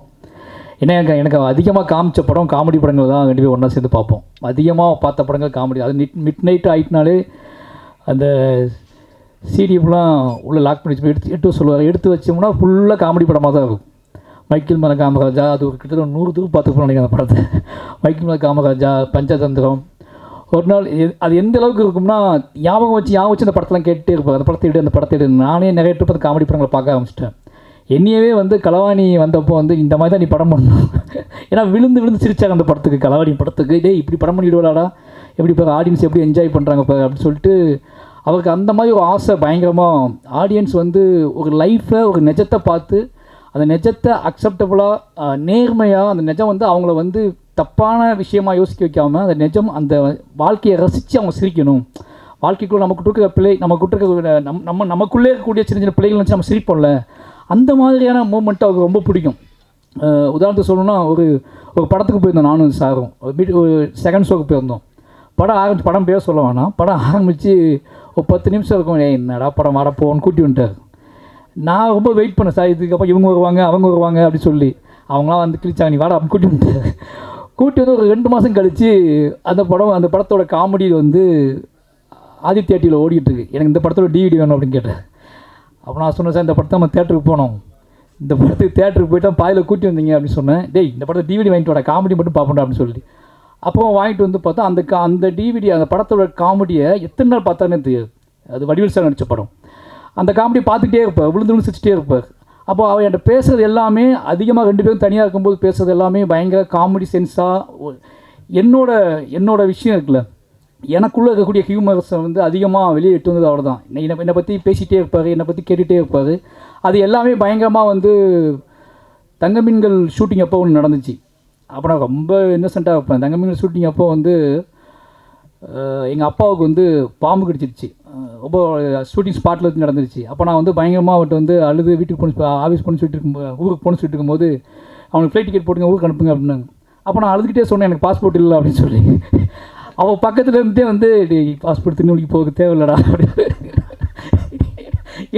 எனக்கு அப்போ இப்போ நினச்சி பார்க்கும்போது பயங்கர ஐயோ இப்படிலாம் இருந்திருக்குமேன்னு சொல்லிட்டு அவள் அப்போ அதை தெரியாமல் பக்கத்தில் காது பக்கத்துலேருந்து சொன்னார், டேய் திருநெல்வேலிக்கு போய் வைக்கிறா பாஸ்போர்ட்டு, டிக்கெட் போட்டால் போயிட்டு வரா அப்படின்னு சொன்னார். 2 பேருமே நிறைய நாள் அதுக்கப்புறம் எந்த பாயிண்டில் நாங்கள் மாறினோம்னு யோசிச்சு பார்த்தா இனி 2 பேர்த்தையும் ரொம்ப சீரியஸாக மாற்றின பாயிண்ட்னா ஈழ பிரச்சனை தான் சொல்லலாம். ஈழ இஷ்யூஸ் நடக்க ஆரம்பிச்சதுக்கப்புறம் தான் அந்த இரவுகள் தான் அரசியல் அதிகமாக. அதுக்கு முன்னாடி வரைக்கும் என்கிட்ட இருந்து இன்னசென்ட் கிராமத்தோட வாழ்க்கை, கிராமத்தில் நான் பண்ணுற சேட்டைகள், நீ என்னெல்லாம் பண்ணியிருக்கேன்னு சொல்லி 2 பேரும் அதை பற்றியே பேசி இப்படி ஒரு வாழ்க்கையை நான் வாழலடா, இந்த வாழ்க்கையில் இவ்வளோ சந்தோஷம் இருக்கா ஜாலி இருக்கான்னு சொல்லி பேசிகிட்டு இருக்கும்போது 2009 சினிமாவே வேண்டாண்டா அப்படிங்க அவரோட அந்த ஈழத்தோட பாதிப்பு உச்சம் அவரை வேற ஒரு பக்கம் திருப்பிச்சு. சினிமாவை தாண்டி இந்த இனம் இந்த மொத்த இஷ்யூஸும் அவர் ரொம்ப டிஸ்டர்ப் பண்ண ஆரம்பிச்சிச்சு. அப்போ தான் முதலாக 2 பேரும் அவர் மனசை விட்டு அரசியல் பேச ஆரம்பிக்கிறார். அப்போ அவர் இவ்வளோ காத்திரமான அரசியல் பேசுகிறத நான் அப்போ தான் ஃபஸ்ட் டைம் பார்க்குறேன். அந்த இரவுகள் தான் டோட்டலாக படங்கள் என்னோடய சினிமா கேரியரே மாற்றுது. அந்த 2009 அவர் பேசுனதுக்கப்புறம் டோட்டலாக அரசியலாகவே 2 பேரும் பேசி சந்திக்கிற ஆட்கள் பேசுகிற ஆட்கள் சினிமா கூட வேணாண்டா ஏதாவது பண்ணி ஆகுண்டா அப்படின்னு சொல்லிட்டு விடிய பேசிகிட்டே இருப்போம். அப்படி தான் அரசியல் வந்துச்சு. அந்த அரசியல் பாயிண்ட் ஆஃப் வியூவில் நான் கதைகள் சொல்ல ஆரம்பித்தேன். அந்த கதையில் கேட்டுட்டு அவர் இன்னும் அப்போ இதெல்லாம் பண்ணுமாடா இதை பண்ணுடான்னு சொல்லி என்னை ட்ராக் மாற்றி விட்டது இந்த விஷயத்தினால தான். இல்லைனா நான் கண்டிப்பாக ஒரு வில்லேஜ் ஹியூமரான களவாணி மாதிரியான வில்லேஜ் ஹியூமரான படங்கள் நிச்சயமாக அவர் விரும்பக்கூடிய ஸ்டைலில் அவரை நம்பக்கூடிய அவரை சிரிக்க வைக்கக்கூடிய ஸ்டைலில் படங்கள் பண்ணியிருப்பேன். ஏன்னா அவருக்கு எங்கள் படத்தில் சிரிப்பு நான் உன் படத்தை பார்த்து சிரிக்கணும்னு நினைக்கிறேன்டா அப்படிம்பார். அதுக்கப்புறம் என்ன நினச்சிக்குவாருன்னா வாழை தான் ரொம்ப சிரித்து பார்த்தாரு. நான் நீ நினச்சி பயங்கரமாக சிரித்து பார்க்குறேன்டா, சிரிக்கிறது அவருக்கு ரொம்ப பிடிக்கும், சிரிச்சுக்கிட்டே இருக்கணும்னு நினைப்பார். இப்போ என்னென்னா என் பையனை பற்றி பேசி பயங்கரமாக அவன் என்ன பண்ணான், வீக்லி ஒரு டைம் ஃபோன் பண்ணி அவன் என்ன பண்ணான், அவனை அனுப்பிவிடுன்னு சொல்லிட்டே இருப்பார். எனக்கு ரொம்ப ஆசை. சாரு மையனை பற்றி நிறைய கதைகள் சொல்லுவார். நம்ம எப்போ இவட்ட இந்த பில்டப் பண்ணி இந்த கதையெல்லாம் சொல்கிறது, ஒரு அப்பாவாயிட்டோம் நம்ம அப்பாவாயிட்டோம் அப்படிங்கனால நம்ம எப்போ இந்த மாதிரி கதையெல்லாம் சொல்கிறத அவட்ட இவன் இப்படி பண்ணான் சார் அப்படி பண்ணான் சார். எனக்கு அந்த மாதிரி ஆசை. ஏன்னா லைஃப்பில் ப்ரைடாக கதை சொல்லவே இல்லை. நம்ம ப்ரைடுனா நாம் பையன் தான் நம்மளோட ப்ரைடு நினைப்போம்ல. என்னடா லைஃப்பில் ப்ரைடாக கதை சொல்லவே இல்லையா, பையன் இப்படி பண்ணா அப்படி பண்ணான்னு சொன்னால் அது பயங்கர சந்தோஷமாக இருக்கும்ல அப்படின்னு வெயிட் பண்ணிகிட்டே இருந்தேன். இப்போ அவன் வந்து சாரை வச்சு தான் நீ ஓட்டுறான். ஆல் அப்பாஸ் லையர்னு சொல்லி இந்த வார்த்தையை எடுத்துக்கிட்டான். இது எப்போ எடுத்தாலும் அதை கூப்பிட்டு கேட்டே இருப்பான். சார் லைஃப்பில் நடந்த மாதிரி, சார் சொல்கிற கதைகள் மாதிரி நமக்கெல்லாம் எப்போ நடக்குமா, அதுக்கு வாய்ப்பு இருக்கா அப்படின்னு யோசிச்சுட்டு இருக்கும்போது, இப்போ சமீபத்தில் சார் ஃபோன் அடிச்சுட்டு ஜப்பான் போயிருந்தேன். அப்போ அடிக்கடி ஃபோன் அடிச்சுட்டு, இப்போ ஜப்பானில் எங்கே போனேன், எதை பார்த்தேன், மிஸ்கினமாகி அக்கிரா கோஷாவை கல்லறைக்கு போ அப்படிலாம் சொல்லிட்டு இருந்தார். அப்போ அந்த ஒரு பாட்டு சிங்கிள் ரிலீஸ் பண்ணியிருந்தார். அந்த பாட்டு நான் பார்த்துட்டு அவரை பேசிக்கிட்டு நான் காரில் வந்துட்டுருக்கேன் ஜப்பானில். அப்போ என் பையனை வந்து ரூமில் டயர்டாக இருந்தாலும் தூங்க போட்டு நான் ஃப்ரெண்டு வீட்டுக்கு, ஜப்பானில் ஒரு ஃப்ரெண்டு ஒருத்தர் பார்க்கறதுக்காக போயிருந்தோம். அவன் மட்டும் தூங்கிட்டு தான் நாங்கள் ஃபேமிலியாக அவனையும் அவனோட பாட்டியும் தூங்க வச்சுட்டு நாங்கள் 2 பேர் நாங்கள் ஃபேமிலியாக ஜப்பான் ஃப்ரெண்டு வீட்டுக்கு போயிருந்தோம். போய் பார்த்துட்டு பேசிவிட்டு நைட்டு ஒரு 10:30 மணி 11 மணிக்கு வந்துகிட்டு இருக்கோம். காரில் ஃபோன் வருது, பையனை காணும் அப்படின்னு சொல்லிட்டு. ஜப்பானில் எப்படா காணாமல் போவான், ரூமில் தூங்கிட்டு இருந்தவன்னு சொல்லிட்டு பயங்கரமாக எனக்கு என்ன ரியாக்ட் பண்ணுறதே தெரில. அப்போ தான் அந்த பாட்டு ரிலீஸ் பண்ணியிருக்காரு. அவன் கதவை கேட்டுக்குள்ளே பூட்டி போட்டு வெளியே ஓடுறது ஷாட்டு. அதை பார்த்துட்டு தான் பேசிட்டு வந்துருக்கோம் காரில். பையனை காணும் ஜப்பானில். அவங்க அம்மா அப்பா அவங்க பாட்டி ஃபோன் பண்ணி பயங்கரமாக அழுறாங்க, பையனை காணும் அப்படின்ட்டு. ஜப்பானில் குட்டி குட்டியாக ரூம்லாம் என்னென்னு கத்துனா பயந்துவாங்கன்னு சொல்லிட்டு நான் வந்து பயங்கரமாக ஏதோ ஆக்கிய டோட்டலாக ஏதோ நடக்க போகுது. ஏன்னா எனக்கு வந்து அந்த ஹோட்டலோட காரிடார் அண்டு லிஃப்ட்டு, ஏன்னா அவன் என்னென்ன பண்ணுவான்னு எனக்கு தெரியும். இப்போ ஒன்று ஓப்பன் பண்ணிவிடுவான், பட் அது உள்ளே போய் திருப்பி அங்கேருந்து வெளியே வர தெரியாது. லிஃப்ட்டுக்குள்ள லாக் ஆகிருப்பானா அப்படிங்கிற எல்லா பயமும் வந்துட்டு போகுது. வாழ்க்கையில் ரொம்ப நாள் கழித்து ஒரு பெரிய துன்பத்துக்கு தயாராக போகிறோம் அப்படிங்கிற பயத்தில் நான் வேகமாக அங்கேருந்து ஓடி வரேன். ஜப்பான் ஹோட்டலுக்கு ஓடி வரேன். வந்தால் ரிசப்ஷனில் 2 ஜப்பான் ஆண்டிகள் மட்டும் உட்காந்து அவன் வந்து சிரித்து பேசிக்கிட்டு இருந்தான். 3-3.5 வயசு தான் ஆகுது. நான் ஓடி வந்து அவனை தூக்கிட்டு அப்போ என்னடா அப்படின்னு கேட்டால் கண்ணு மட்டும் கலங்கி இருந்துச்சு அவனுக்கு. நீ எங்கே போனேன் அப்படின்ட்டு கேட்டான். நான் ஃப்ரெண்டு வீட்டுக்கு போனேன், நீ தூங்கிட்டு தானே இருந்தேன் அப்படின்னு கேட்டேன். அப்போ அவங்க பாட்டி வந்தாங்க, பயங்கரமாக அழுதாங்க. அப்போ தான் இந்த மாதிரியான வேர்ல்டு அந்த ஆட்டிடியூட்டை நான் ஃபஸ்ட் டைம் பார்க்கேன். என் லைஃப்பில் அப்படி கிடையாது. ஏன்னா எங்கள் அப்பா கூட நான் இருந்ததே இல்லை. நான் வேலைக்கு போனேன், எங்கள் அப்பா நான் வேலைக்கு போகிற டைம், சின்ன வயசில் வேலைக்கு போகிற டைம் எங்கள் அப்பா வீட்டில் இருப்பார், எங்கள் அப்பா வேலைக்கு போயிடுவார். அப்பாவும் பையனும் பிரிந்து வேலை பார்த்த வாழ்க்கை என் வாழ்க்கை. சின்ன வயசுலேயே நான் வேலைக்கு போயிட்டேன். அப்போ எனக்கு இந்த அப்பாவோட இன்ட்ராக்ட் பண்ணுறது, அப்பாவை தேடுறது அப்படிங்கிறது எனக்கு இல்லவே இல்லை. அவங்க அப்பா வேலைக்கு போய்ப்பான்னு எனக்கு தெரியும். ஆனால் அப்போ தான் அவன் சொல்ல, நீ எங்கே போனேன்ட்ட கேட்டான். ஃபஸ்ட் டைமாக என்னை பார்த்து கேட்குறான், நீ எங்கே போனேன் அப்படின்னு கேட்குறான். நாங்கள் ஃப்ரெண்டு வீட்டுக்கு போயிருந்தேன்னு சொன்னேன். என்ன நடந்துச்சுன்னு கேட்டால், இவன் எந்திரிச்சிருக்கான், என்னை காணும். அவங்க பாட்டி ஒரு ரூம் போட்டிருந்தோம், நான் தனி ரூமில் இருந்தேன். சரி அப்பா ரூமில் இருப்பாருன்னு சொல்லிட்டு அவன் என்ன பண்ணியிருக்கான், கதவை பாட்டிக்கு தெரியாமல் ஷூலாம் மாட்டி, பேம்பஸ்லாம் போட்டிருந்தான், பேம்பஸ்லாம் கழட்டிட்டு பேண்ட் ஷர்ட் மாட்டி ஷூ மாட்டி வெளியே டோர் லாக் பண்ணிட்டு என் ரூம் போயிருக்கான். அந்த காரிடார்லேயும் நடந்து போயிருக்கான். என் ரூமை ஓப்பன் பண்ணி பார்த்துருக்கான், அங்கே லாக் ஆகிருக்கு. திருப்பி இங்கே வந்து ஓப்பன் பண்ணி இது க்ளோஸ்டாக இருக்குது. அவனுக்கு உள்ளே போக முடியல. அந்த காரிடார்லேயே அலைஞ்சிட்டு இருந்திருக்கான். பக்கத்துக்கு யோசிச்சு பார்த்துருக்கான், தட்டி பார்த்துக்கான். அவங்க தூங்கிட்டு இருந்திருக்காங்க. எல்லா ரூமையும் தட்ட ஆரம்பிச்சிட்டான். போய் எல்லா ரூமையும் தட்டியிருக்கான். ஏதோ ரூம்லேருந்து 2 பேர் வெளியே வந்திருக்காங்க. அவங்ககிட்ட வந்து எழுதி கொடுத்துருக்கான், மாரி செல்வராஜ்னு எழுதி கொடுத்துருக்கான். டேரக்டர் மாரி செல்வராஜ்னு எழுதி கொடுத்துருக்கான். எனக்கு பயங்கர ஆச்சரியமாக இருந்துச்சு. அவங்க சொல்கிறாங்க, அந்த 2 லேடிஸ்ன்னு சொல்கிறாங்க, டேரக்டர் மாரி செல்வராஜ்னு எழுதி கொடுத்தான் அப்படின்னு சொல்லி அவங்க கீழே போய் கொடுத்தோம், நீங்கள் வந்திருக்கீங்கன்னு சொன்னாங்க அப்படின்னு சொல்லி இங்கே உட்கார வச்சிட்டோம் அப்படின்னு சொல்லி. எனக்கு அவ்வளோ நேரம் பயமாக இருந்த பயம் வந்து அவனை வந்து இந்த எக்ஸ்போசரில் இருக்கான் அப்படிங்கும்போது சார் ஃபஸ்ட் டைமாக நான் வந்து அதை பயங்கரமாக ப்ரைட் பண்ணேன். சார்ட்ட உடனே ஃபோன் பண்ணி இந்த மாதிரி பண்ணிட்டான் அப்படின்னு சொன்னேன். அவர் சிரித்து உருண்டு கிடந்தார். இதுக்கப்புறம் நீ வந்து உன்னோட சினிமா மாறும், உன்னோட மொழி மாறும், சமூகத்தின் மீது உனக்கு இருக்கக்கூடிய ஒரு நம்பிக்கை பிறக்கும். நீ வந்து உனக்குள்ளே இது வரைக்கும் இருந்துக்கிட்டு இருந்த விஷயம் எல்லாத்தையுமே அவன் சேஞ்ச் பண்ணுவான், அந்த பார்வையை சேஞ்ச் பண்ணுவான், பெரிய நம்பிக்கையை கொடுப்பான்ட்டு ரொம்ப நேரம் பேசிகிட்டு இருந்தார். மறுநாள் காலையில் நாங்கள் வெளியே அவுட்டிங் கிளம்புறோம். நானும் அவனு தனியாக நின்றுட்டு இருக்கேன். அவன் கையை சிக்கன் பிடிச்சிட்டு இருக்கேன், எங்கேயாவது போயிடுவானு சிக்கன் இருக்கேன். அந்த 2 ஜப்பான் ஆண்டியன் தள்ளி நடந்து போயிட்டுருக்காங்க. அப்பா என் ஃப்ரெண்ட்ஸ் போகிறாங்க அப்படின்னு சொல்கிறான். அவங்கள கூப்பிட்டு அதுக்கப்புறம் ஒன்றா வச்சு 4 பேர் ஒன்றா ஃபோட்டோ எடுத்துக்கிட்டோம். அப்போ தான் எனக்கு புரிஞ்சிச்சு, அப்பா நம்ம இந்த லைஃப் நம்ம வாழலை அப்படின்னு சொல்லிட்டு. இப்போ இந்த படம் பார்க்கும்போது எனக்கு அப்படி தான் தோணுது. சார் பிறந்து படம் பார்த்துட்டாரு, கதை சொல்லும் போது எல்லாமே எனக்கு வந்து என்ன தோணுச்சுன்னா, மயன் ஞாபகத்துக்கு வந்துட்டே இருந்தேன். சாரோட பையன், இது சாரோட பையன் கதையாக நான் எடுத்துக்கிறதா, இல்லை சார் என்னெல்லாம் பண்ணியிருப்பான்னு யோசிப்பேன்ல. ஏன்னா சார் அப்பா என்கிட்ட ரொம்ப பேசுவார். அப்போ சாரோட அப்பா என்ன பேசும்போது இது சாரோட கதையாக எடுத்துக்கிறதான ஒரு டவுட் இருக்குது எனக்கு. ஏன்னா அவர் லைஃப் இப்போ இல்லை, நம்ம இப்போ தான் அந்த லைஃப் வாழ்கிறோம்.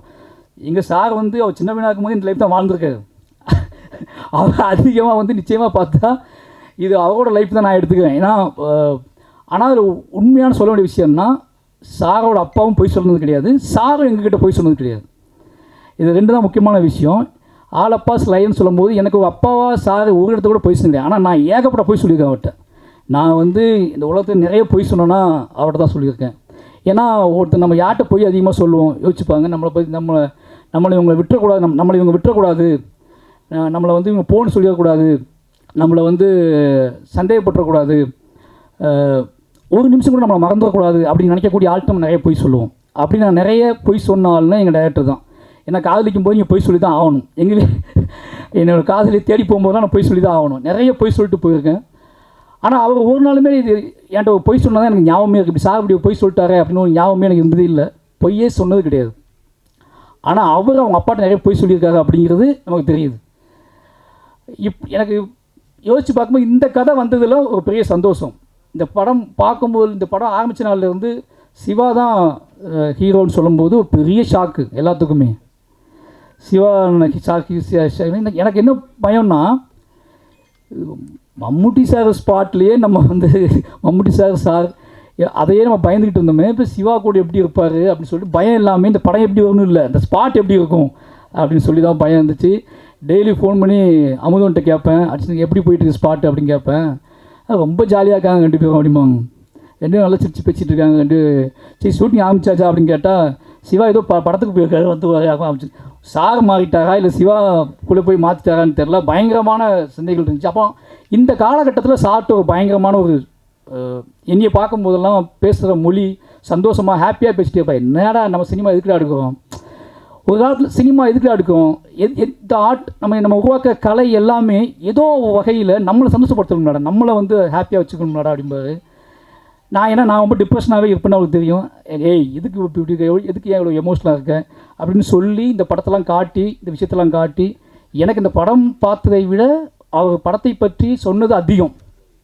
இந்த படத்தில் ரொம்ப முக்கியமான விஷயம் அப்படின்னா, எனக்கு இன்னும் ஞாபகத்துக்கு இந்த சட்டை, நான் அசிஸ்டன்ட் டைரக்டர் ஆகும்போது, நான் ஆஃபீஸ் பாய் ஆகும்போது இந்த சட்டை ஒன்று இருந்துச்சு.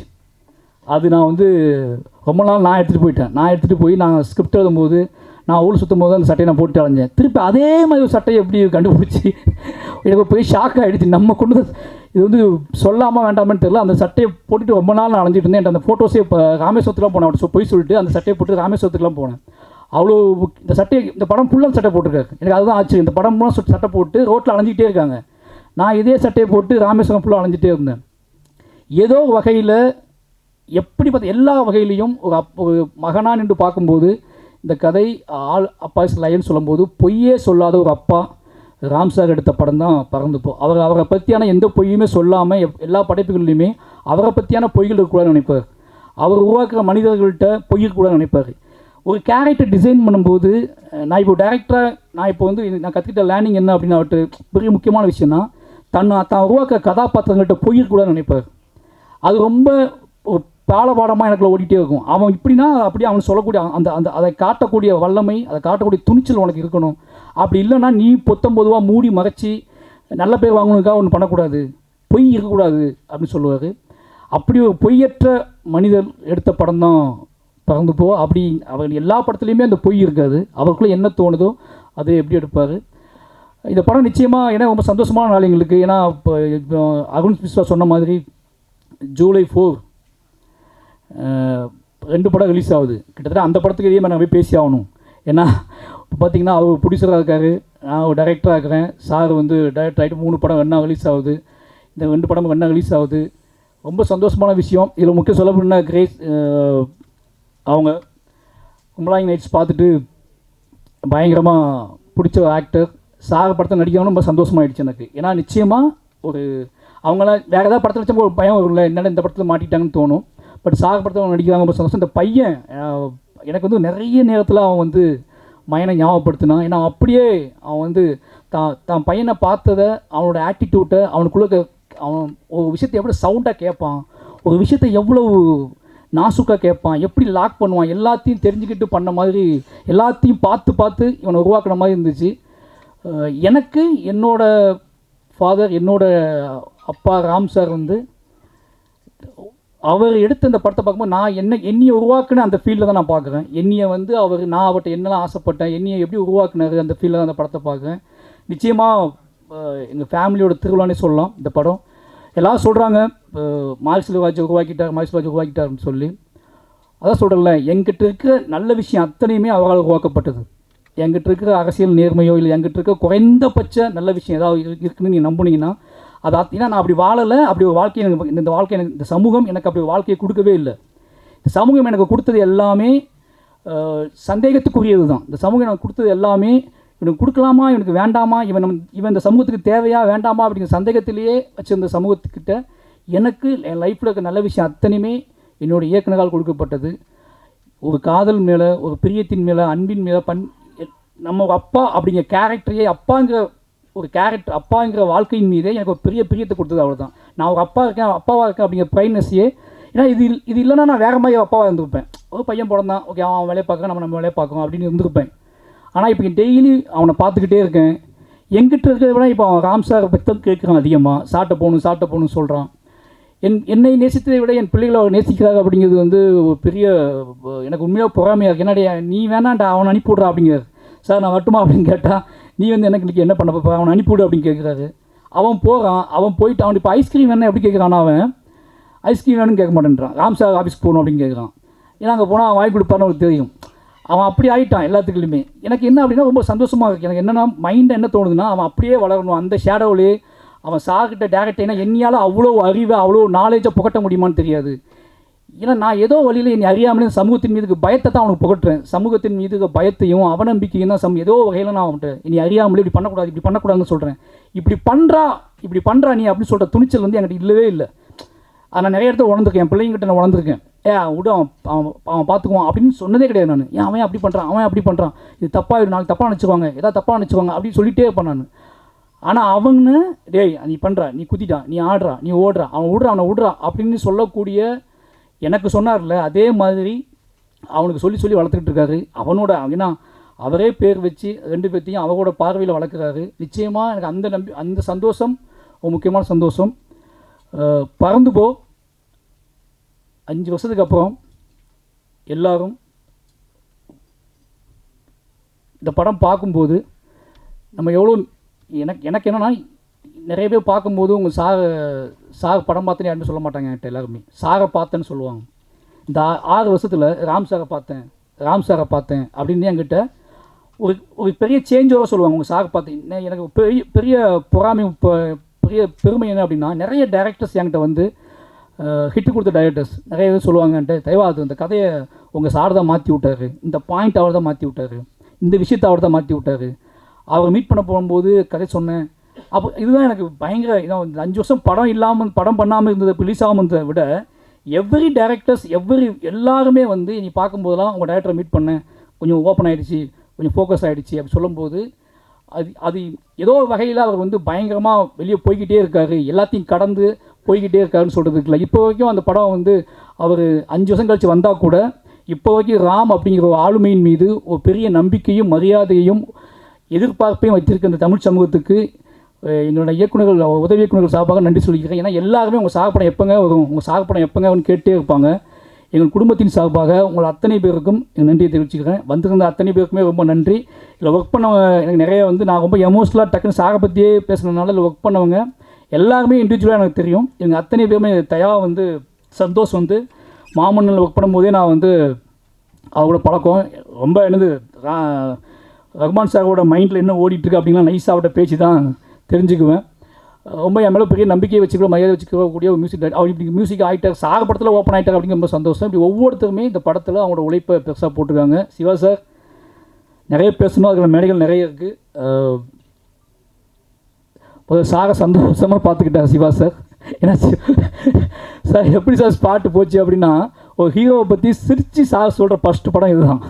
அதாவது என்னென்னா அவர் மற்ற ஷூட்டிங் ஸ்பாட் கேட்கும்போது கொஞ்சம் அவர்கிட்ட ஒரு சின்ன இது இருக்கும். ஆனால் இந்த ஷூட்டிங் ஸ்பாட்டை கேட்கும்போது அவர் அறியாமலேயே அது ஒரு முகத்தில் ஒரு பெரிய புன்னகை வந்துகிட்டே இருக்கும். அந்த புன்னகைக்கு ஒரே காரணம் சிவா சார். தேங்க்யூ சார், எல்லாத்துக்கும் நன்றி. அப்போ ஹாட் ஸ்டார் வாழை எனக்கு தெரியும், திருக்கத்தையும் குடும்ப கம்பெனி மாதிரி ஆகிட்டீங்க. வாழைக்கு அவங்க கூட சப்போர்ட் உங்களுக்கு தெரியும். ஏன்னா வாழை இப்போ பறந்து போக மூலமாக தான் வாழை நடந்துச்சு. பறந்து போகிறதுக்காக தான் எல்லோரும் மீட் பண்ணி பேசிகிட்டே இருப்போம். அப்போது அந்த கேப்பில் வாழை ஆரம்பித்து வாழையை பண்ணிடலான்னு போயிட்டோம். ஏன்னா இப்போது வாழை வந்ததுக்கப்புறம் இது தேட்டருக்கெலாம் பறந்து போ அடுத்த படமாக ஹாட் ஸ்டாரோட அடுத்த படமாகவே பறந்து போ வர்றது அப்படிங்கிற ஒன்று இருக்குல்ல, அது ஏன்னா தொடர்ந்து ஹாட் ஸ்டாரோட பேசிகிட்டே இருக்கோம் நம்ம அப்படின்னு சொல்லி ஒரு பெரிய சந்தோஷம். இந்த சாத்தியப்படுத்திய பிரதீப் சார், நரன் எல்லாத்துக்குமே ரொம்ப நன்றி. நிச்சயமாக இது ஒரு சினிமா என்ன சொல்கிறது, ஒரு சினிமா எப்படி இருக்கணும், ஒரு சினிமா வந்து ஏன் பார்க்கணும், ஒரு சினிமாக்குள்ளே இருந்துட்டு நம்ம வெளியே போகும்போது என்ன மாதிரி உணர்வோடு போகணும். ஒரு இவ்வளோ வயசானதுக்கப்புறம் இவ்வளோ கிட்டத்தட்ட 50 வயசு ஆயிடுச்சு அவருக்கு. 50 வயசானதுக்கப்புறம் அவள் நினைக்கக்கூடிய ஏங்கக்கூடிய விஷயம் என்னன்னு இருக்குல்ல, அவள் ஏங்கக்கூடிய விஷயம் என்னன்னு இருக்குல்ல, எங்ககிட்ட என்ன ஏங்குறாரோ அதுதான் மொத்த தமிழ் சமூகத்துக்குமே அவன் ஏங்குவார். அப்படியான படமாக பறந்து போயிருக்கும். பறந்து போய் நிச்சயமாக உங்களை சந்தோஷப்படுத்தும். வந்திருந்த எல்லாத்துக்கும் நன்றி. நிச்சயமாக அந்த படத்தை நீங்கள் வந்து பொதுமக்கள்கிட்ட கொண்டு போகணும். என்னையை எப்படி உங்களுக்கு நல்லாவே தெரியும், என்னையை நீங்கள் அதிகமாக கொண்டு போய் சேர்த்தது மீடியா தான். அதுக்கு ஒரே காரணம் ராம் சார் என் மேலே காட்டுற பிரியத்தினால தான் நீங்கள் வந்து பொதுவாக என்னோட போர்ட்ரேட் அப்படிங்கிறது ராம் சார் எனக்கு காட்டுற பிரியம் தான். உங்களுக்கு தெரியும், எனக்கு நிறைய பேர் என் மேலே மரியாதைக்கு ஒரே காரணம் ராம் சார் மாதிரி ஒரு ஆளுமை. மாரி செல்வராஜ் எவ்வளோ நம்புகிறாரு, மாரி செல்வராஜுக்காக எவ்வளோ பிரியப்படுறாரு. இந்த போர்ட்ரேட் தான் வந்து என்னோட கதைகளை, என் கதைகள் மீது ஒரு நம்பிக்கைத்தன்மை ஏற்படுத்திச்சு.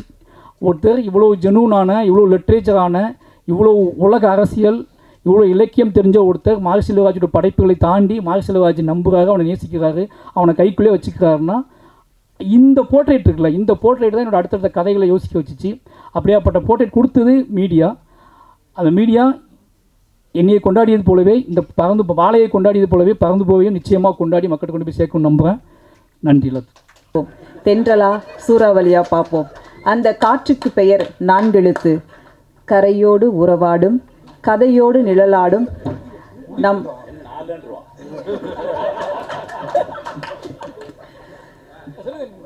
அந்த 4 எழுத்து காற்றை இப்போது உங்கள் முன் நீண்ட இடைவெளிக்கு பிறகு இந்த மேடை காத்திருக்கிறது. அவருக்காக அன்புடன் அழைக்கிறேன் இயக்குனர், நடிகர் மிஷ்கின் அவர்களை. பாடகர், எழுத்தாளர், இசையமைப்பாளர், எல்லாவற்றுக்கும் உரிய பொருத்தமான நடிகர் மிஷ்கின் அவர்களை. தானு சார் வர பின்னால் உட்காந்துருக்காரு. நான் எப்படி பேசுகிறது? 5 நாள் ஆச்சு தூங்கினா. 5 நாளாச்சு தூங்கி. ராம் ஒரு 5 நாளைக்கு முந்தைய கூப்பிட்டு பாட்டு பாட சொன்னான். அந்த இரவு ஃபுல்லாக ஒரே ஆட்டம்.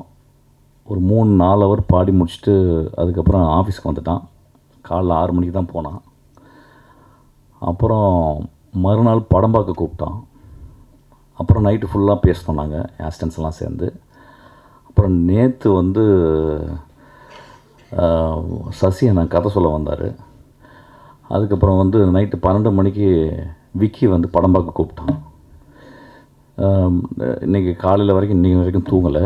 இப்போ மத்தியானம் பார்த்தா இவ்வளோ லென்த்தாக இருந்துச்சு இந்த விழா. அப்புறம் ரொம்ப எதிர்பார்க்குறீங்க, என்ன பேச போகிறேன்னு எனக்கே தெரியல. ரேண்டமாகவே ஆரம்பிப்போமே. நேற்று வந்து சசி அண்ணா வந்து ஒரு ரொம்ப எக்ஸ்ட்ராடனரியான ஒரு ஸ்டோரி சொன்னார். எனக்கு தெரியாது ஏன் என்கிட்ட சொன்னார்னு தெரியல. சசி அண்ணா சொல்லும்போது தான் எனக்கு தெரிஞ்சது வந்து வாழ்க்கையில் எவ்வளோ முக்கியமான ஒரு மனிதர் அப்படின்றது. அவர் சொன்ன கதை வந்து எனக்கு ரொம்ப மனசில் அப்படியே. சசி அண்ணா தேங்க்யூ. நான் அந்த டைமில் உங்களுக்கு தேங்க்ஸ் சொல்லலை. அதுக்கப்புறம் சசி நான் போன பிறகு நான் சசிக்கு வந்து ஃபோன் பண்ணி இவ்வளோ ஸ்ட்ராங்கான ஒரு கதை சொல்லியிருக்கீங்க, இது வந்து ராஜா இல்லையா அப்படின்னு கேட்டு, அதுக்கப்புறம் வந்து தியாகராஜன் குமாரஜா கேட்டு, தியாகராஜன் குமாரஜா ராஜாட்ட கூட்டி போங்க அப்படின்னு சொல்லி அது அப்படியே ஆச்சு. ஒரு ஐ திங்க் ஒரு 8 வருஷம் முன்னாடி இருக்கு நினைக்கிறேன். ஒரு பார்ட்டியில் குடிச்சிக்கிட்டு இருக்கும்போது சிவா வந்தான். அவனும் விடுறா அவனும் ஒரு இதை எடுத்து வந்தான். நான் 4 பேருக்கு அடிச்சிருப்பேன்னு நினைக்கிறேன். அவன் நேராக வந்து சேர்ஸ் அடித்தான். அடிச்சுட்டு சார் நம்ம 2 பேரும் சேர்ந்து ஒரு காமெடி பண்ணலாமா சார் அப்படின்னா. நான் அவனை பார்த்து என்ன காமெடி பண்ணுறியா அப்படின்னேன். அப்படி போயிட்டான். அதுதான் நாங்கள் வந்து அதை மறந்துருப்பான்.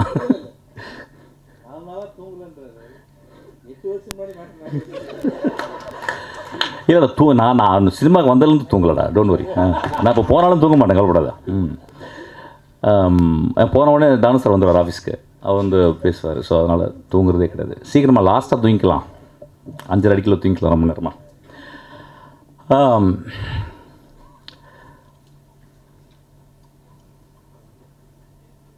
நான் நிறைய மேடைகள் வந்து என்னை வந்து சினிமா விழாக்களுக்கு வந்து கூப்பிட்றாங்க. தயவுசெய்து கூப்பிடாதீங்க. கூப்பிட்டிங்கன்னா ஒரு 5 லட்ச ரூபா கொடுத்தீங்கன்னா நல்லாயிருக்கும். ஒரு விழாவுக்கு ஒரு 5 லட்ச ரூபா கொடுத்தீங்கன்னா பேங்க்கில் போடலாம், மகளுக்கு படிக்க வைக்கலாம், இன்னும் கொஞ்சம் மாஸ்டர்ஸ் படிக்க வைக்கலாம். இந்த விழா மூலம் நான் சொல்லிக்கிறேன். ஆக்சுவலாக ஒரு நாளைக்கு 5 கால் வருது. அதாவது அடுத்த மாதம் வர்ற ரிலீஸ் ஆக போகிற ஃபங்க்ஷன், ஆடியோ ஃபங்க்ஷன், பட விழா, அப்புறம் அப்படிலாம் சொல்கிறாங்க. ஸோ இந்த விழா மூலிமா நான் சொல்லியிருந்தேன், தயவுசெய்து கூப்பிடாதீங்க, நிறைய வேலை இருக்குது எனக்கு, நிறைய கதைகள் பண்ணிக்கிட்டு இருக்கோம், படிக்கிறேன் நிறைய, இப்போ தான் படிக்க டைம் கிடச்சிருக்கு.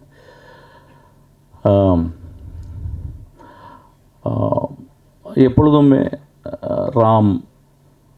நான் ராம் பற்றி பேசும்போதும் யோசிக்கும் போதும், ஏன்னா எப்படி இருந்தாலும் ஒரு 2 நாளைக்கு ஒரு ராம் பேச்சு வந்துடும். ஏன்னா எனக்கு ஒரு அசிஸ்டன்ட் டேரக்டர் சேர்ந்துருக்கான். அவன் ஆக்சுவலாக ராம்கிட்ட சேர வேண்டியப்போ என்கிட்ட சேர்ந்துட்டான் போல். ஆக்சுவலாக எந்தளவு நேசிப்பான் அப்படின்னா, நான் வந்து ஒரு 10% என்னை நேசிப்பான், 90% ராம் நேசிப்பான். அவன் ஒரு நாள் சண்டை போட்டு போயிட்டான். சண்டை போட்டு போனோடனே, ரொம்ப நல்ல பையன், ரொம்ப நல்லா படிக்கிற பையன், ரொம்ப சின்சியரான பையன், உண்மையின் அப்படியே சொல்லாமே ஒரு எம்பாடிமெண்ட் ஆஃப் ட்ரூத் அவன். அப்போ நைட்டு ஒரு 12 மணிக்கு அவன் வந்து, நான் மெசேஜ் போட்டேன் அவனுக்கு, டேய் நீ முதல் இன்டர்வியூவில் உனக்கு பிடிச்ச டேரக்டர் வந்து ராமன் சொன்னடா, இப்போ நீ சண்டை போட்டு போயிட்டேன், நாளைக்கு காலையில் நான் ராம்கிட்ட சொல்கிறேன், ராம்கிட்ட போய் ஜாயின் பண்ணிக்கடா அப்படின்னா. நான் ஒரு மெசேஜ் போட்டேன். ஒரு மணி நேரம் கழிச்சு எனக்கு மெசேஜ் போட்டான், சார் நான் உங்களை விட்டுட்டு நான் போயிட்டேன், நீங்கள் ராம்கிட்ட சேர்த்து விடணும்னு சொல்லி ஏன் சார் சொன்னீங்க, என்னை வந்து அப்படியே நிராகரிச்சிடும்ல, உங்களுக்கு கோவம் வரலையா அப்படின்னு கேட்டேன். அப்போ நான் சொன்னேன், because I love you so much அப்படின்னு. அவன் அந்த எண்ணில் அழுதுட்டு மறுநாள் காலில் வந்து என்னை கட்டி பிடிச்சிட்டான். ராம் எங்கள் வாழ்க்கையில் எப்பயுமே அப்படி தான் இருக்கிறான். நாங்களும் ராம் வாழ்க்கையில் எப்பயுமே இருக்கிறோம். ஒரு சினிமா 72 தொழிலுக்கு அப்புறம் சினிமாவுக்கு வந்தேன். நான் சினிமாவை ரொம்ப நேசித்து என் தந்தை போல ஒருத்தர் உட்காந்துருக்காரு. ரீசெண்டாக ஏதோ ஒரு பத்திரிக்கையாளர் சொன்னார் போல், இந்த பிசாசு 2க்கு அப்புறமும் ட்ரெயினுக்கு அப்புறமும் மிஷ்கின் இந்த அட்ரஸ் எல்லாம் போயிடும் அப்படின்னு சொல்லியிருக்கார் போல் நண்பர். அந்த நண்பருக்கு ரொம்ப தாழ்மையாக சொல்கிறது, சீக்கிரம் சினிமா விட்டு போகணுன்னு தான் நினைக்கிறேன். நானும் ரொம்ப ஹாப்பியாலாம் சினிமாவில் இல்லை. ரொம்ப ஹாப்பியாக சினிமா பண்ண காலங்கள் அது போயிடுச்சு. இன்றைக்கி ரொம்ப காம்படிஷன், இன்றைக்கி ரொம்ப ஸோ கால்டு ட்ரேட் இன்னும், அதெல்லாம் வந்து அப்படியே அழக்கழித்து அப்படியே ஒரு உதிரம் சொட்ட தான் நான்லாம் சினிமாவில் இருந்துக்கிட்டே இருக்கேன். அப்போ தென்றல் காற்று போல் ராமின் படங்கள், ஒரு கொட்டுக்காளி, ஒரு வாழை அப்படின்ற ஒரு படங்கள் வரும்போது ஒரு தென்றல் வீசுது. அப்படி தான் இந்த படத்தை நான் போய் பார்த்தேன். ராம் எப்பொழுதும் ஒரு படம் பண்ணுறதுக்கு முந்தைய என்கிட்ட வந்து ரொம்ப ரிச்சுவலிஸ்டிக்காக he'll come and narrate the story, ஒரு 20 மினிட்ஸ். அந்த நரேஷன் வந்து என்கிட்ட சொல்கிறது அவ்வளோதான். அதாவது வந்து அதில் நான் வந்து எது சொல்கிறதுக்கும் கான்ட்ரிபியூஷன் எதுவுமே கிடையாது. ஏன்னா அவ்வளோ இண்டிவிஜுவல் அவன், இன்டிவிசிபிள் அவன். அப்போ என்ன இந்த படத்தை என்கிட்ட சொல்லலை. ஏன்னா இதுக்கு முந்தின படத்தை என்கிட்ட சொன்னான். அதுக்கப்புறம் உடனே இமீடியட்டாக அந்த படத்தை எடுக்க ஆரம்பித்தான். அது லேட் ஆச்சு, பல காரணங்கள். ஸோ எனக்கு வந்து ரொம்ப எக்ஸ்பெக்டேஷனோட தான் அந்த படத்தை போய் நான் பார்த்தேன். எப்பொழுது ராம் படத்தை பார்த்தாலும் எனக்கு எப்பயுமே ஒரு உலகத்தின் அதிசயங்களை பார்க்குற போல தான் இருக்கும். There are very, very few directors in India or over the world. They built a cinema with their soul and with their experience, with their sincerity, with their truthfulness. அந்த படங்கள் எப்பயுமே எல்லா படங்களையும் அப்படி வெகுஜன எப்படி இருக்கும், வெகுஜன மக்களுக்கு எப்படி இருக்கும், கேலரி ஆடியன்ஸுக்கு எப்படி இருக்கும் அப்படின்லாம் பார்க்க மாட்டான். ஆக்சுவலி ஒரு வித்யா கௌரவம் தானே, வித்யா கர்வம் தானே ஒரு பெரிய ஒரு ஆசானுக்கு, ஒரு மாஸ்டருக்கு அது எப்பொழுதுமே அவனுக்கு இருக்கும் ஆக்சுவலாக. So he never ஒரிஸ் about box office. That doesn't mean that அது வந்து ஒரு எங்கேஜிங்காக இருக்காதுன்னு கிடையாது. அவனுடைய எங்கேஜ்மெண்ட் வந்து வாழ்க்கையை வந்து சினிமா வந்து எப்பொழுதுமே யோசிக்க வைக்கும். ஒரு படம் பார்த்துட்டு வந்து குழந்தைய உத்து பார்க்க வைக்கும், அம்மாவை உத்து பார்க்க வைக்கும், நம்ம கடந்து வந்த பாதையை கொஞ்சம் யோசிக்க வைக்கும். ஒரு நல்ல கலைஞன் வந்து, ஒரு நல்ல எழுத்தாளன் வந்து அவன் பேனா தலை குனியும் போதெல்லாம் அந்த சமூகம் தலை நிமிர்ந்துச்சு. அப்படி தான் இந்த படத்தை அவன் எழுதியிருக்கான். நான் படம் தெரியாமல் கதை தெரியாமல் போனேன். பறந்து போ அப்படின்னு சொல்ல ஒரு டைட்டில் ரொம்ப பியூட்டிஃபுல். எப்பொழுதுமே இயற்கையை நேசித்து கொண்டே இருக்குவேன். நிறைய பொயட்ரி பேசுவான். ஆஃபீஸில் வந்து நிறையா பொயட்ரி எடுத்துகிட்டு போவான். எனக்கு படிக்க டைம் இல்லாத போது தான் ராம் படிச்சுட்டு தான் நான் கேட்டுப்பேன் சில டைம். பறந்து போவோம் ஒரு பொயட்ரி. இப்போ சொன்ன உடனே ஒன்று வரும், எப்படி அப்போ இவங்கெல்லாம் சேர்ந்து சொல்கிறாங்க படம் எப்படி இருக்கும் அப்படின்னா, அது மூவி இஸ் பர்சனல். ஆக்சுவலி ஒரு 1000 பேர் தேட்டரில் உட்காந்து பார்க்குறாங்கன்னா ஒவ்வொருத்தருக்கும் ஒரு மூவி, நல்ல movie, I'll give their own interpretation. இந்த படங்களும் அந்த மாதிரி. ஒரு அம்மா போய் உட்காந்தாங்கன்னா அம்மாவுக்கு ஒரு இன்டர்பிரிட்டேஷன் இருக்கும், ஒரு தந்தை போய் உட்காந்தோன்னா தந்தைக்கு ஒரு இன்டர்பிரிட்டேஷன் இருக்கும், ஒரு குழந்தை போய் உட்காந்தா ஒரு குழந்தை இன்டர்பிரிட்டேஷன், ஒரு டீ கடைக்காரர் போய் உட்காந்தோன்னா ஒரு டீ கடைக்காரருக்கு ஒரு interpretation. So it is a multi interpretation இருக்கும். அதுதான் ஒரு கிரேட் ஒர்க்குடைய என்றைக்குமே நிற்கிறது. ஸோ அப்படி தான் இந்த படமும் நான் பார்த்தேன். இதை பார்த்துட்டு வந்து இரவு ஃபுல்லாக நாங்கள் பேசினோம்.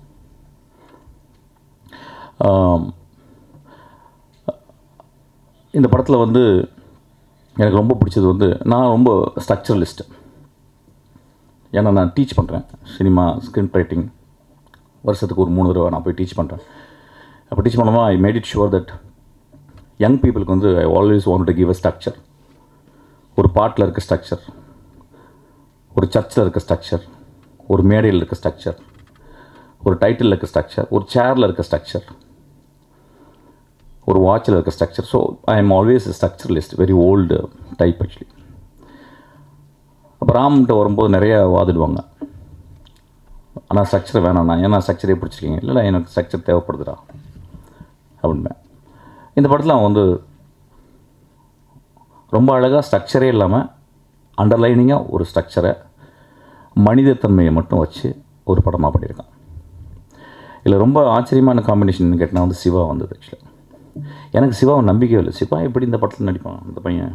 ஏன்னா சிவாவை நான் சிவா படங்கள் பார்த்ததில்ல, கொஞ்சம் நெஞ்சு தான் பார்த்துருக்கேன். எனக்கு தெரிஞ்சு என் அசிஸ்டண்ட்டை சொன்னான், சிவாவை வந்து டிஃபைன் பண்ணான்.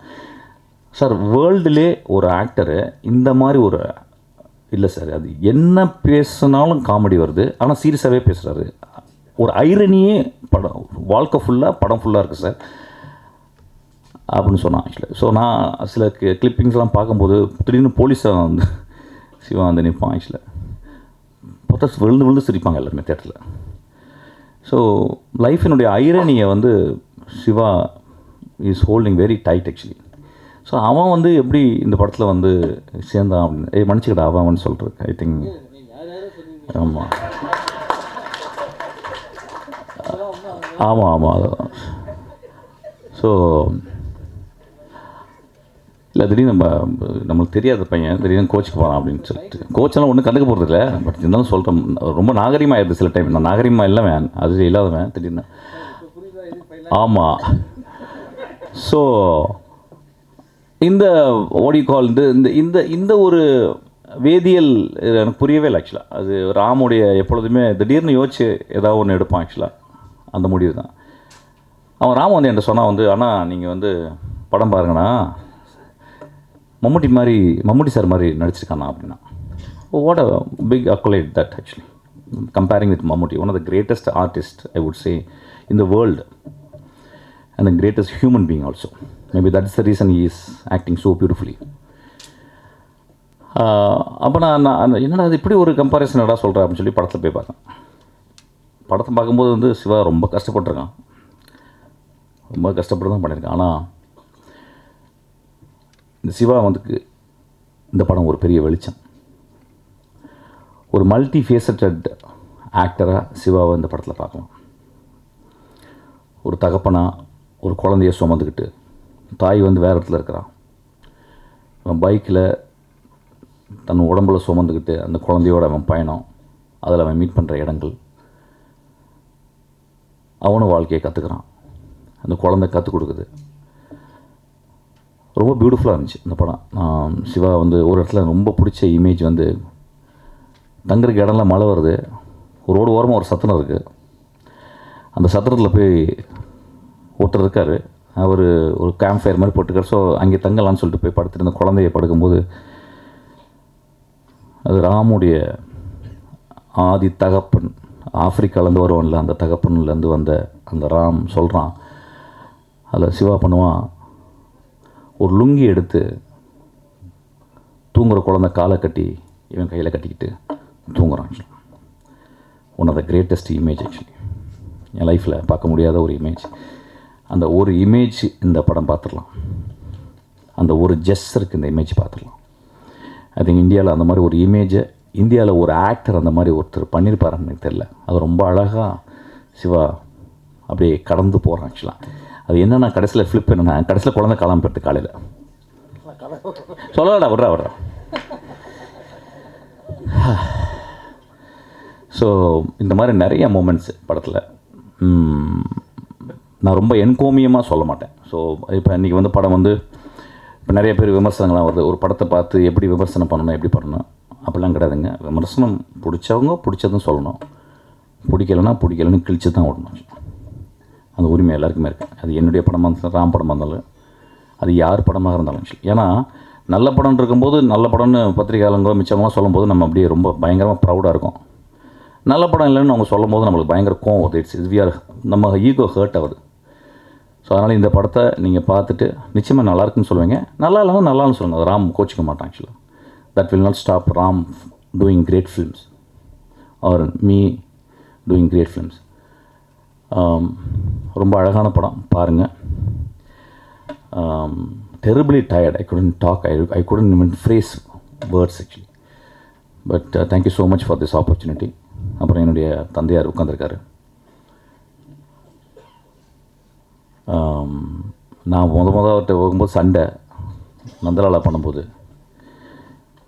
இப்போ அவர் தான் என்னை பத்திரமா பார்த்துக்கிறாரு. ஒரு நாளைக்கு 3 வாட்டி ஆஃபீஸ் வராரு. அடுத்த 3 படம் சொல்லியிருக்காரு. ஆக்சுவலாக அட்வான்ஸ் தான் கொடுக்க மாட்டேன்றாரு. Such a wonderful person.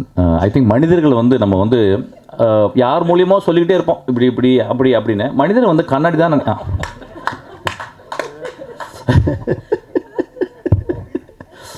அதாவது ட்ரெயின் பார்த்த பிறகு அவர் கட்டிப்பிடிச்சி உச்சி முகர்ந்து எத்தனை படம் எடுத்தாலும் நான் தான் பண்ணணும்.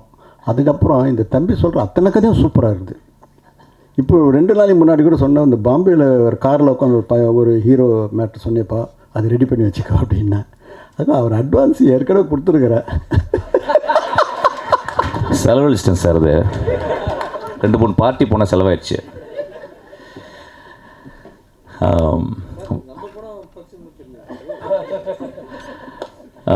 மாலை ரொம்ப அழகான மாலை இது ஆக்சுவலி. ஏன்னா ராமோ வெற்றிமாறனோ இல்லை யாரோடய சேரும் போதெல்லாம் இந்த மாதிரி வந்து ரொம்ப அருமையான மாலை, ரொம்ப பர்சனலாக இருக்குது ஆக்சுவலாக. மாதிரி ரொம்ப ரொம்ப எமோஷ்னலாக பேசினான். தன்னுடைய குருவை அம்மா, நான் எப்பயுமே சொல்லுவேன், ஒரு டேரக்டருக்கும் அசிஸ்டன்ட் டேரக்டருக்கும் இல்லை ரிலேஷன்ஷிப்பு, அம்மா பெற்று வெளியே போடுறா டேரக்டர் அந்த அசிஸ்டன்ட் டேரக்டர் வயிற்றுக்குள்ள திரும்பி எடுத்துக்கிறான் ஆக்சுவலாக. ஸோ ரொம்ப மூவிங்காக இருந்துச்சுடா. நீ ராம பத்திரமா பார்த்துப்ப, நாங்களும் பத்திரமா பார்த்துப்போட்டா.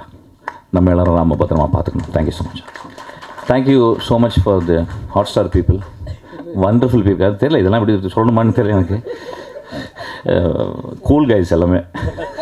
பிரதீப்லாம் வந்தாருன்னா பார்ட்டியில் ஃபுல் கட்டுவோம் நாங்கள் ஆக்சுவலாக. ஏன்னா பார்ட்டியில் தான் ரொம்ப பார்த்துருக்கேன் ஆக்சுவலாக. வந்து தானு சார் சொல்ல, என்னப்பா உங்கள் ஃப்ரெண்ட்ஸ்லாம் என்னப்பா எதுவும் சொல்ல மாட்டேன், ஏதாவது படம் கூட வாங்க போனேன் சார், எனக்கு அதெல்லாம் தெரியாது சார் அப்படிமே தானு சார்ட்ட. சில் அவுட் கைஸ், நல்ல ஜாலியான பசங்க ஆக்சுவலாக. என்னுடைய ரொம்ப பூசம் பட்டி அவன், என்னோட கதிரோட என் கூட இருந்தவன் Senthil, my darling. Thank you so much, love you. நான் எதுவும் பேசலையா, போர் அடிச்சிச்சா இன்றைக்கி? ஒன்றும் இல்லைங்க, சரக்கு இல்லை, அடுத்த மேடையில் வச்சுக்கிறேன் ஆக்சுவலாக. அப்புறம் நான் நிறைய பேர் நான் மேடையில் பேசும்போது தண்ணி போட்டு வந்தேன்னே நிறைய பேர் சொல்கிறாங்க ஆக்சுவலாக. நான் நைட்டு தாங்க போடுவேன், மேடையில் போட மாட்டேன். தேங்க்யூ. நான் எப்படி சொல்ல முடியும்? Official news. டேய் குட்டி வாடா, ஒரு முத்தம் வாங்கிக்கடா டேய். ஸோ அவன் கிளாப் பண்ணுங்க, ரொம்ப அழகாக வச்சுக்கான். ரொம்ப நாளைக்கு நான் நந்தலாலாவில் வந்து ஒரு குழந்தை என் கூட நடிச்சது actually. I spend nearly 2 years with that boy actually. So அதுக்கப்புறம் ஒரு எக்ஸ்ட்ரானரி ஆக்டர். குழந்தையோட ஒர்க் பண்ணும்போது பார்த்திங்கன்னா ஒரு படம் 4-5 படம் ஒர்க் பண்ணிகிட்டே இருப்போம். திடீர்னு ஒரு குழந்தையோட ஒரு டேரக்டர் ஒர்க் பண்ணும்போது பார்த்திங்கன்னா அந்த குழந்தை அவனுக்கு எல்லாத்தையும் சொல்லி கொடுத்துரும், எல்லா கிராஃப்டையும். அப்படி தான் அந்த படம் ரொம்ப அழகாக பண்ணியிருக்கான். இதுக்கு மேலே நடிக்கக்கூடாது, போய் ஒழுங்காக படிக்கணும், சரியா? அவங்க அப்பா மட்டும் சொல்லிட்டேன் போதும். அப்புறம் இந்த பையன் வந்து அப்படிலாம் பண்ணி பார்ப்பான், சிகரெட்லாம் பிடிக்கிற மாதிரிலாம் பண்ணி பார்ப்பான். ஒழுங்கு போய் வேலை செய்யணும். ஓகே, இது படிக்க. ஐ வாண்ட் கிவ் ஒரு applause to ma'am. Actually what a beautiful actress she is. ஒரு சின்ன அப்ளாஸ் கொடுங்க. நான் படம் பார்த்து கேட்டேன், யாரா அந்த பொம்பளை பயங்கரமாக அடிச்சிருக்கு. நான் அப்புறம் தான் சொன்னாங்க, மலையாளத்தை பெரிய ஆளா, எனக்கு தெரியாது நம்மளுக்கு. அப்போ மேடம் பியூட்டிஃபுல்லாக நடிச்சிருந்தீங்க, ரொம்ப அவுட்ஸ்டாண்டிங் பர்ஃபார்மன்ஸ், ரொம்ப வேல்யூபுளான performance. She elevated the movie like anything. அப்புறம் மியூசிக் டைரக்டர், சாரி டைரக்டர் ஒன்று சொல்ல எழுதி வச்சுங்க. ரகுமான் ஆஃபீஸ்லேருந்து ஒரு ஜீனியஸ் வந்துட்டான். அவன் ஒரு பாட்டு என்னை பாட சொன்னான். நான் பாட்டு பாடினோடனே நடபயிர் வீராகும் ரொம்ப எக்ஸ்ட்ரானரியாக இருந்துச்சு. அதுக்கப்புறம் ஒரு பாட்டு திடீர்னு போட்டோடனே சொன்னேன், டேய் இந்த பாட்டு நல்லா இருக்குடா, இதை வந்து சஞ்சய் சுப்ரமணியம் பாடினா நல்லா இருக்கும்டா அப்படின்னு சொன்னேன். இவங்க திடீர்னு என்னை பார்த்தாங்க, ஏன்னா 2 பேரும் பேசி வச்சுருந்தாங்க போல், யாரோ ஒரு கர்நாடிக் சிங்கர் பாடினான்னு. உடனே I requested Sanjay. Immediately Sanjay came and sang the song. டே அந்த பாட்டை அனுப்புங்கடா. அவன் வந்து ஒரு பெரிய சூறாவளினா ரொம்ப போர் அடிக்குது. ஒரு நீ இருப்படா போடா. நல்ல பையன், ரொம்ப நல்ல பையன். அதாவது நான் மியூசிக் டைரக்டரை பார்க்கும்போது ரொம்ப சிம்பிளாக பார்ப்பேன். ஒரு ஃப்ரேஸு, அன்னக்கிளியே ஒன்று தேடுதே, அவ்வளோதான். இது வந்து இன்னும் 50 வருஷம் ஓடிக்கிட்டே இருக்கு. இளங்காத்து வீசுதே, அவ்வளோதான். ஒரே ஒரு 6 நோட்டு போய் திரும்பி ஒரு 3 நோட்டு திரும்பி வந்தோடனே அந்த பாட்டு அப்படியே மேஜிக்கு.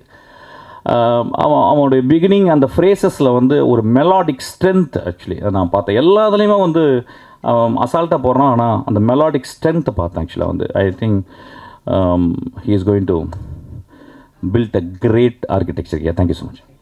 இந்த படத்தில் இன்றைக்கி ஒரு பாடலை ரிலீஸ் பண்ணலாம். முதல்ல யுவன் ஃபேன்ஸ்க்கு ஒன்று சொல்லிக்கணும்னு நான் நினைக்கிறேன். எனக்கு ஏகப்பட்ட கெட்ட வார்த்தையில் டெய்லி மெசேஜ் வந்துகிட்டே இருக்குது. ராம் டேஷ்னு போயிட்டே இருக்குது. அண்ட் இந்த படத்துக்கு யுவன் தான் இசையமைப்பாளராக இருந்தார். அவருக்கான முன்படமும் கொடுத்தோம். பட் இந்த திடீர்னு ஒரு நாள் மதன் கார்கி சார் ஆஃபீஸ்க்கு வந்துட்டு இந்த படத்தில் பாடல்கள் நிறைய இருந்தால் நல்லாயிருக்கும், ஜிங்கிள்ஸ் மாதிரி பண்ணலாம் அப்படின்னு சொன்னார். ஸோ அந்த ஐடியா நல்லா இருந்துச்சு. எனக்கு ஒரு கார்ட்டூன் காட்டினார். அவர் தான் அந்த ஐடியா இதுக்குள்ளே கொண்டு வந்தார். அப்போ யுவன் துபாயில் இருந்தார். நாங்கள் ரொட்டர்டாம் ஃபெஸ்டிவலுக்கு கிளம்பணும், பாட்டை முடிக்கணும். பட் அவ்வளோ பாட்டு அங்கேருந்து பண்ணவும் முடியல, என்னால் போகவும் முடியல. அப்போ எனக்கு தெரிஞ்சு கோட் அந்த மாதிரி 2-3 படம் யுவனுக்கு இருந்துச்சு. ஸோ அப்போ யுவன் சொன்னார், நான் பிஜிஎம் பண்ணிடுறேன், நீங்கள் பாட்டு மட்டும் அதை ஜிங்கிள்ஸ் தானே வச்சு பண்ணிக்கோங்க அப்படின்னு சொன்னார். ஸோ அப்போ எங்களுக்கு ஆபத் வந்தவர் தான் சந்தோஷ் தயாநிதி. அண்ட் அவர் வந்து எனக்கு வந்து ஆனந்த யாலை மாதிரி ஒரு பாட்டு கொடுங்கலாம் கேட்காம, இந்த கதைக்கு என்ன பாட்டு அதை நான் பண்ணுறேன் எனக்கு அப்படின்னு சொல்லி தான் நம்ம என்ன கொடுத்தோமோ அதை பண்ணி கொடுத்தாரு. ரொம்ப நன்றி Santhosh. And of course Yuvan fan, நானும் யுவனோட ஃபேன் தான். இவனை மிஸ் பண்ணுறேன். இவனுக்கு எனக்கு எந்த கான்ஃப்ளிக்ட்டும் இல்லை. இந்த படத்தில் யுவன் தான் பாட்டு பண்ணலே தவிர நான் பாட்டு பண்ண வேணாம்னு சொல்ல, ஏன்னா யுவனுக்கு டைம் இல்லை. ஓகே, அதனால் இனிமேல் இந்த டேஷ்லாம் தூக்கினீங்கன்னா நல்லாயிருக்கும். இது ஒன்று. அண்ட் ரெண்டாவது, இந்த படத்தில் எனக்கு இந்த டேடி ரொம்ப பாவம் எனக்கு ரொம்ப பிடிச்ச பாட்டு. ஏன்னா அது வந்து கிட்டத்தட்ட எனக்கு எங்கள் அப்பாவை தோணும். ஏன்னா எங்கள் அப்பா சொல்லிட்டு இருப்பார், அவரோட ஃப்ரெண்ட்ஸ்லாம் கேட்பான் போல இருக்குது, இந்த தங்க மீன்கள் அதெல்லாம் பார்த்துட்டு, ஏன்ப்பா இவ்வளோ மோசமான அப்பாவா நீ, இவ்வளோ கடுமையாக நடந்திருக்கேன்னு சொல்லி. இந்த படமும் பார்த்துட்டு இருக்கப்போ பார்த்துட்டே இருந்தேன் நான். இந்த பாலாசக்தி ஷாட் வர்றப்ப இதுலேயும் ஏன்டா இப்படி காட்டியிருக்கேன் அந்த அப்பாவேன்னு கேட்டார். ஏன்னா எங்கள் அப்பா என்னை எதுக்கு திட்டினதில்லை, அடித்ததில்லை, ஏன்னு கேள்வி கேட்டதில்லை. நான் என்ன சொல்கிறேனோ அதை பண்ணி கொடுத்தவர் தான் அப்பா. ஸோ அவருக்கு நான் வந்து actually I should say sorry to him. ஆக்சுவலாக எங்கள் அப்பா உண்மையாகவே பாவம் தான், டேடி ரொம்ப பாவம்.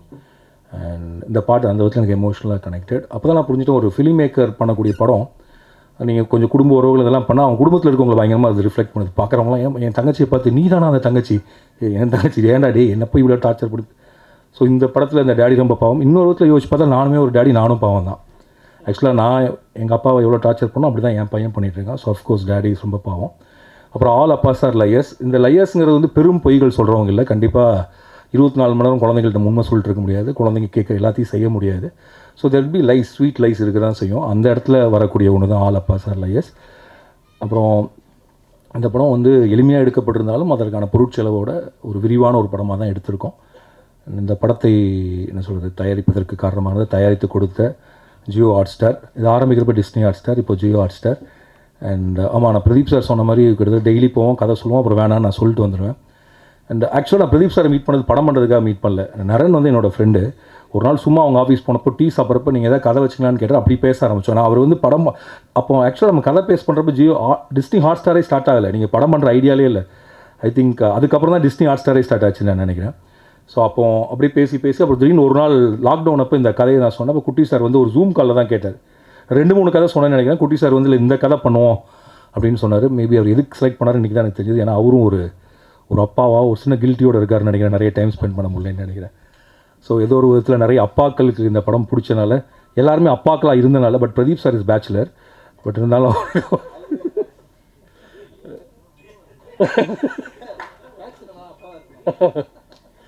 அண்ட் எனக்கு ஹாட் ஸ்டார் போகிறப்பலாம் பயங்கர கம்ஃபர்டபுளாக இருக்கும். இப்போ வந்து நான் மித்த கார்பரேட்குள்ளே போனதில்லை. ஆனால் இங்கே போனால் ஒரு குட்டி சார் எப்போதும் சிரிச்சிட்டே இருப்பார். அவர் மேலே கோவமாக இருக்காரா வருத்தமாக இருக்காரு, ஆனால் ஆல்வேஸ் ஸ்மைல்ஸ். நம்மளுக்கு அவரை பார்த்தா ஒரு எனர்ஜி வந்துடும். ஓகே, ஒரு பயங்கர ஹாப்பியான பர்சன் தான். நம்ம கம்ஃபர்டபுள். பாலா சாரை பார்த்தா எப்படி இருக்குன்னா, அந்த சித்தப்பா பெரியப்பாலாம் இருப்பாங்கல்ல, அவர் குரலுமே அந்த ஒரு பேஸ் வாய்ஸில் இந்த ஊரில் எல்லாம் வந்திருப்பாங்க கிளம்பி திருநெல்வேலியிலேருந்து, அந்த மாதிரி வந்து சித்தப்பா மாதிரியாக இருப்பார். And Pradeep sir is like என்ன சொல்கிறது, என்னோட க்ளோஸ் டியூட் படி. அண்ட் அவர் வந்து 7 கடல் 7 மலையிலையும் எனக்கு வந்து நிறைய கருத்துக்கள் சொன்னார். இந்த படத்துலையும் சொன்னார். எனவே பிரதீப் கேமி ஏன் இப்படி பண்ணலாமா அப்படிங்கிற இன்னொரு ஆல்டர்னேட்டிவ் ஜேர்னரை அவர் தான் புஷ் பண்ணார். நீங்கள் ஒரு ஃபீல் குட் பண்ணுங்கள், ஹியூமர் பண்ணுங்கன்னு என்னை புஷ் பண்ணி தான் இந்த படத்துக்கு வந்தோம். அண்ட் எனக்கு சிவா சாரை வந்து, நானும் சிவா சாரும் சினிமாவுக்கு வந்து ஒரே வருஷம் 2007, கட்டுறது தமிழ், சென்னை 28. அப்போ இருந்து எனக்கு சிவா சாரை தெரியும். அண்ட் நாங்கள் படம் பண்ணணும் பல தடவை பேசியிருக்கோம். பட் அதுக்கான கதை இப்போ தான் அமைஞ்சுது. அண்ட் இந்த படத்தில் நடிக்கிறப்ப எனக்கு என்ன தோணுச்சுன்னா, நான் நிறைய ஆக்டர்ஸோடு ஒர்க் பண்ணிட்டேன். ஆனால் சிவா சார் கேமரா முன்னாடி இருக்குங்கிறது தெரியவே தெரியாது. எவ்வளோ பக்கத்தில் வச்சாலும் அந்த கேமராவை பற்றியான துளி பிரஞ்சையும் இல்லாமல், அந்த கான்ஷியஸ் இல்லாமல் பண்ணக்கூடிய, ரொம்ப ஈஸியாக பண்ணக்கூடிய ஒரு ஆக்டர். அண்ட் ஆக்சுவலாக அவர் ரொம்ப அண்டர் எஸ்டிமேட் பண்ணி அவரை நடிக்கவே மாட்டேன்னு பிடிவாத பண்ணி பல படங்கள் நடிச்சிருக்காருன்னு நினைக்கிறேன். அண்ட் இந்த படத்தில் உண்மையாகவே நான் என்ஜாய் பண்ணேன். அண்ட் கிரேஸ், நான் அவங்கள டான் கூப்பிடுவோம். ஏன்னா she is really a don. She write script, she knows music, she knows to dance. ஒரு பரதநாட்டியத்தில் she did BA. And so இப்போ அவங்க ஸ்கிரிப்டும் எழுதிட்டு இருக்காங்க. அவங்களுக்கு ஈஸியாக ஹியூமர் வரும்.